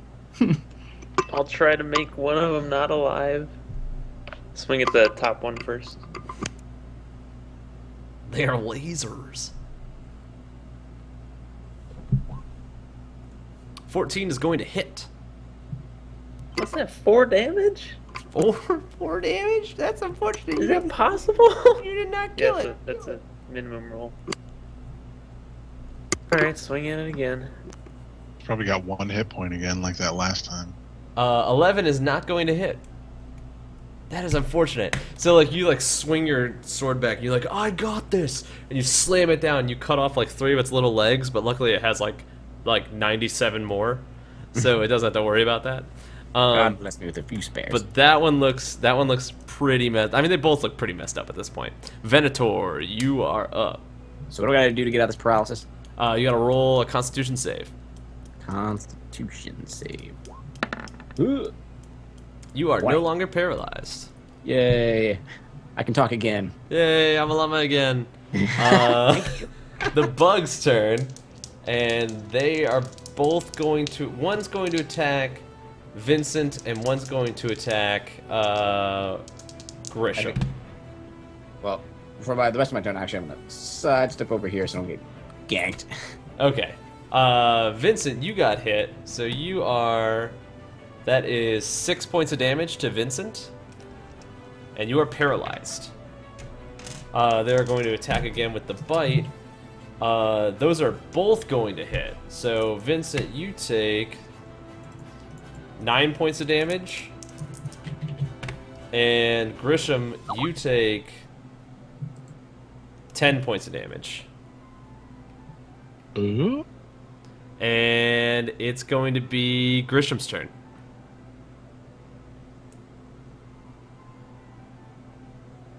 Well, that staggered me a bit. How much health do you have? 11 hit points. Oh, that's not very good. It's pretty close. Not good. It's I'm not gonna try to good. put my intestines back in my body. Right, he dead? Nice. I'm at 1. So. Oh man! So like, even though you're not paralyzed, it still goes in for more. It's pretty angry, and it like latches onto your chest, and you can feel it like trying to eat away at your pectoral muscles. So we're all cut up and gashed open, and we're standing in the raw sewage. That can't be sanitary. No, it's not nice, and it still It's does okay, not smell guys. good down here. I'm immune to disease. It's okay. Good luck I to you got guys. this, guys. You guys have fun with your death. I'll be fine. Grisham, Death you by are up. dysentery. Nice. That is Oh, and I going missed. to miss. I shot my load. It was a miss. Shadow, you are up next. I got you these. Well, since I'm failing at my attacks, I think I'm gonna do a quick heal on little Vincent there. He's not looking so hot with his intestines all falling out. Intestines, that's 50 foot. I just imagining like this thing is like eating away at you, and you're like, no, and then she's healing you, and it's healing back. You're like, yes, and then it starts eating away at that. And you're like, no. And keep in mind, the spider can completely understand everything that I'm saying. I just want to make sure everyone's aware of that. Yeah. The thing is, like, before you could have spoken with like something that seemed like a higher level being. Right now, you're trying to speak with something that's like it's not a higher level being. All it does is eat and sleep and shit. Yeah. I think. Well, I if you feel could see what the masters, I don't know. No one's creative. you should have more hit points by this point. She Okay, heals you 16 hit 16. points, though. That's pretty good. That's max damage. Nice. Yeah, that's good. She got a max What is heal your up hit there. die per? What's your hit die per level? plus 6, isn't it? I was just told to add a D6? certain amount. Yeah, but it should be more than 10. Mine's It's a 21. D6 at each level. And Oh, I rolled it's two, I 21. rolled 2 D6s. Yeah, I got hit before. That's the second time. Oh, okay. Yeah. It is Vincent's turn. So as this thing is literally eating you alive, you can feel it this time. Before, if you were paralyzed, you couldn't feel it. I imagine they're like camel spiders, like they have like a numbing agent inside their spittle.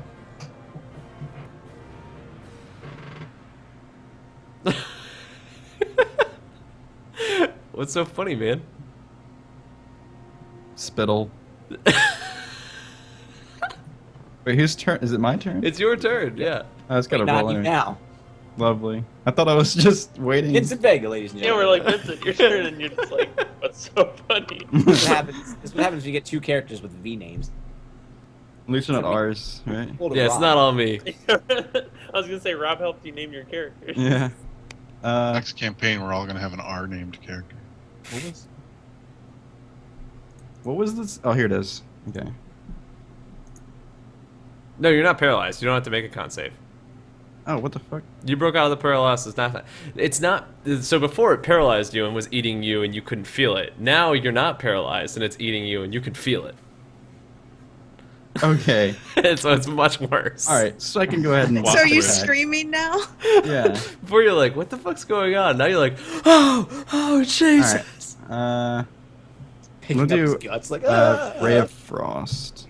I'm gonna do Ray of Frost since they're both in front of me. And yeah, everything in front of me takes 1d8. Yeah.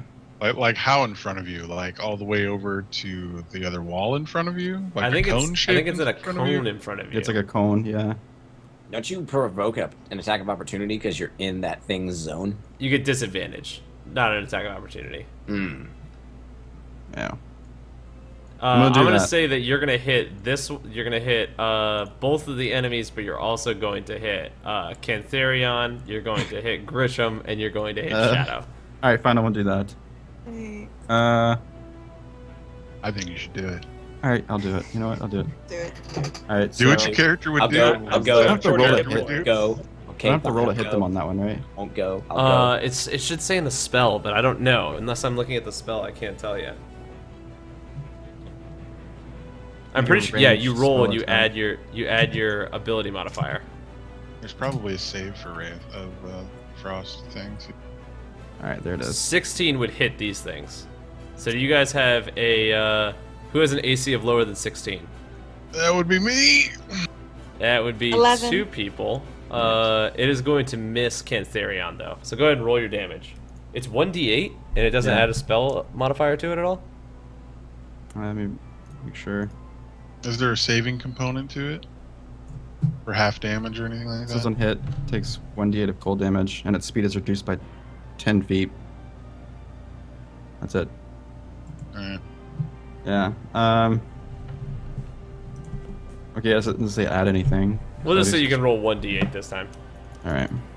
Rob, I'm gonna use Uncanny Dodge on that. All Okay, right. so Take then- half damage. So the one directly in front of you freezes into like that frozen state and falls on the ground. The collision with the ground kills it. The one in the back is just barely hanging in there as it's like trying to like move inside the ice, but it looks like it's just about on its way out. Cantharion, you're up. All right, I'll do my best to end it.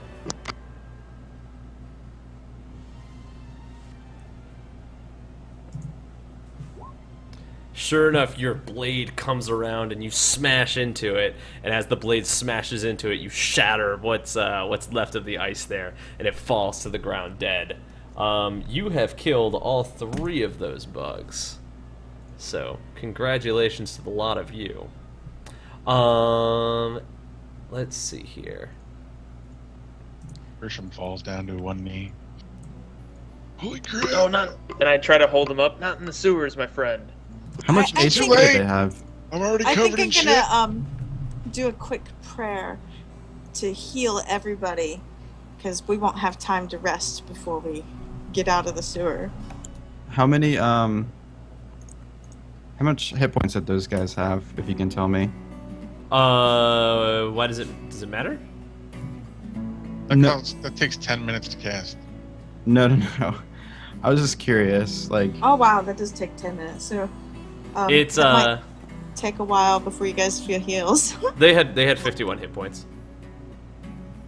Yeah, yeah. we'll. You can do I that think when we'll we wait get on the it. prayer of healing. I know Just top Grisham me and off a little bit. Just a little. I'll Maybe a just do Band-Aid. a regular. Is there anyone who needs severely help? Me? I I have meant 7 anyone hit else. points. I mean, in addition. I'm off to by 4, so I'm good. I'm feeling alright. I can make do. Venator? So all of You the seem to be missing a chunk out I of could have your one-shot all of them shoulder instead there. of... About a flesh wound. It's getting Very well. dark.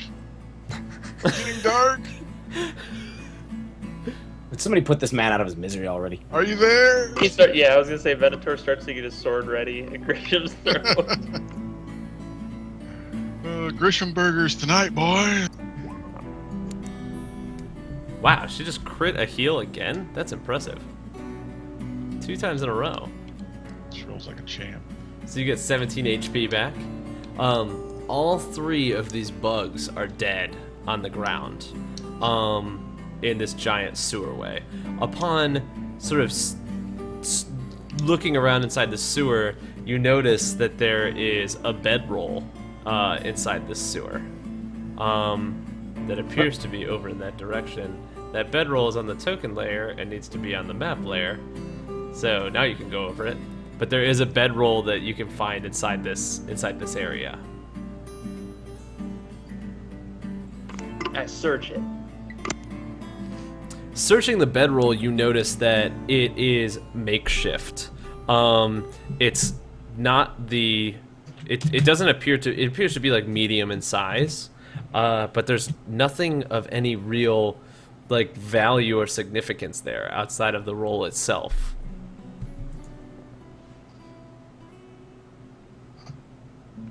Do we see any signs of like the blood stains on the walls or anything like that? Next to the bedroll, on the ground, there appears to be an enormous pool of blood that sort of drains down and around, like, the, let's see here. It drains, like, down and around this direction, and then drains underneath that, into that lower drainage area. Do you see that? Yeah, so logically that's where all this water drains to? Yes. All the water's flowing into that? Yes, it appears to drain down in that direction. I look over at Vincent. I'm like, next time you decide to make something speak common, make sure that it is an intelligent creature. Alright, deal. We could have been like, who's your leader? And like strangled him. Where's the trigger, you know? We could have done that. But Where is she? Where's the ball? Do you really want to know where a nest of these things lie? I mean, Kind of like flick my sword of like guts and stuff and like sheath it. it'd be nice to You have know. to cram it back in still. It'd be nice to know. Snug now. As you are sort of like dealing with the bugs and inspecting the bedroll, you see that same black mist sort of appear from this open sewer drain here, and a man in a black cloak appears. Hold on one second. Is that sewerception? Is that like a sewer within a sewer? The man in black.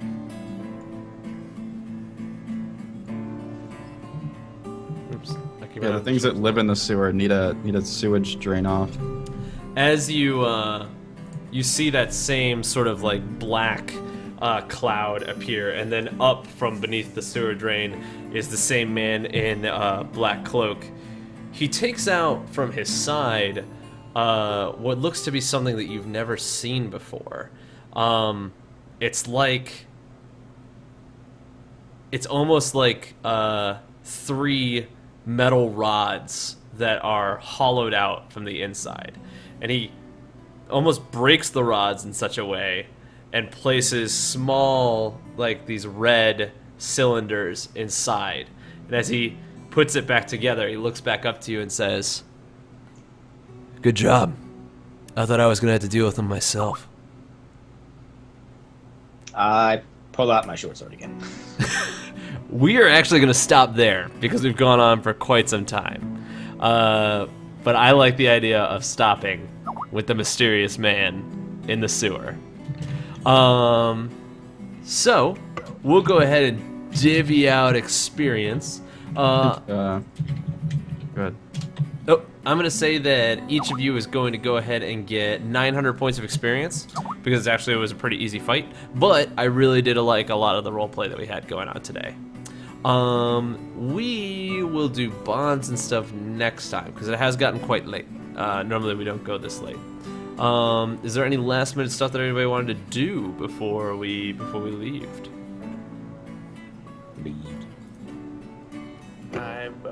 I just, I'm checking this bedroll and I don't see anything, so that's what I'm doing right before we hit the break. I'm like, guys, there's nothing in this. Why aren't you looking at me? This is so weird. Cantharian, just take a nap. And Get in there. as you're looking through the bedroll and you don't see what's around the other corner, you hear these two clicks that sort of echo through the chamber. Oh, Yeah, who see? would sleep in a sewer? Ugh, that's nasty. If only we could ask the spiders why that guy wanted. Oh my god, stop with the spider. All right, guys. Well, I think we're going to go ahead and end it there. As always, my name is Captain Rob, also known as Robert Steinberg. I'm an aspiring voice actor and actor out of Los Angeles, California. You can find me on this channel, twitch.tv/CaptainRobbed. You can also find me on Twitter at Captain Robbed as well. Or you can catch my YouTube channel, which is down there at the bottom. To the right of me is Cantharion, played by our buddy Chris. Chris, where can everybody find you? Right here every Tuesday. I also hang out in Landon's chat, BruceWayne.tv. But I also just want to say shout-outs to TwitchCon. It was super fun. Check out my pictures on Twitter to see me fanboying over random streamers, basically. Such as myself. Joe. The best And, one. Save it for the exactly. last. Joe's my he's the next top streamer, essentially. And yeah, another awesome session, Rob. Thanks for taking the time and for letting it run a little long. Yeah, we didn't even make it to the end. It took a little bit longer than I expected. But hey, what's up, Ghost of Christmas Future? Thanks so much for giving us that follow, man.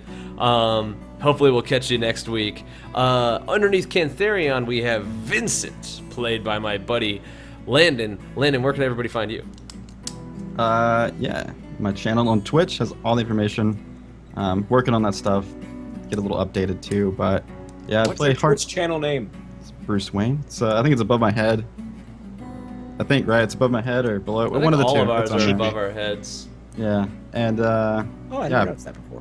I play through games and I play Hearthstone. I just hit Legend last night. It was pretty awesome, but we're gonna keep doing that each month, I think. But yeah, Nice. that's it. No. And underneath Landon, we have Jillian. Jillian, where can everybody find you? You can follow my art on patreon.com/Jillian Ivy.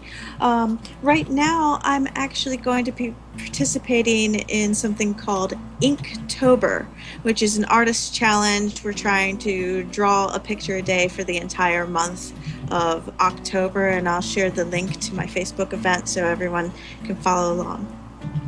Very cool, very cool. Inktober sounds exciting. To the left of Jillian, we have Kevin, who you cannot see because of the beautiful picture that Kevin made himself. Kevin, where can everybody find you, man? I'm Rainson on DeviantArt. I do have a Twitch channel, which I stream on occasionally, but not on any regular schedule. I've got a YouTube channel that I occasionally post Let's Plays and stuff, but nothing too crazy, and that's about it. Nice. And last but certainly not least, one of my best friends forever, Joseph Meinzer, who is directly underneath me. Joe, where can everybody find you? Yeah, you can find me at Joe_OTC. I will be actually streaming Fallout playthrough starting tomorrow with Fallout Uno. So you can watch me struggle through that. Going Sweet. all luck, baby. All luck, no intelligence. Gonna be fun. Gonna be fun. Gonna be lucky. If anything else, it's gonna be lucky. We're up all night to get lucky. Up all night to get lucky. And we have been up all night playing some Dungeons and Dragons. I want to thank every last one of you for coming by. If you're not watching it live right now, I want to thank you so much for if you stopped on in or if you gave us that follow. Or I want to thank you if you are watching the video. The videos will be posted on my YouTube channel and also here.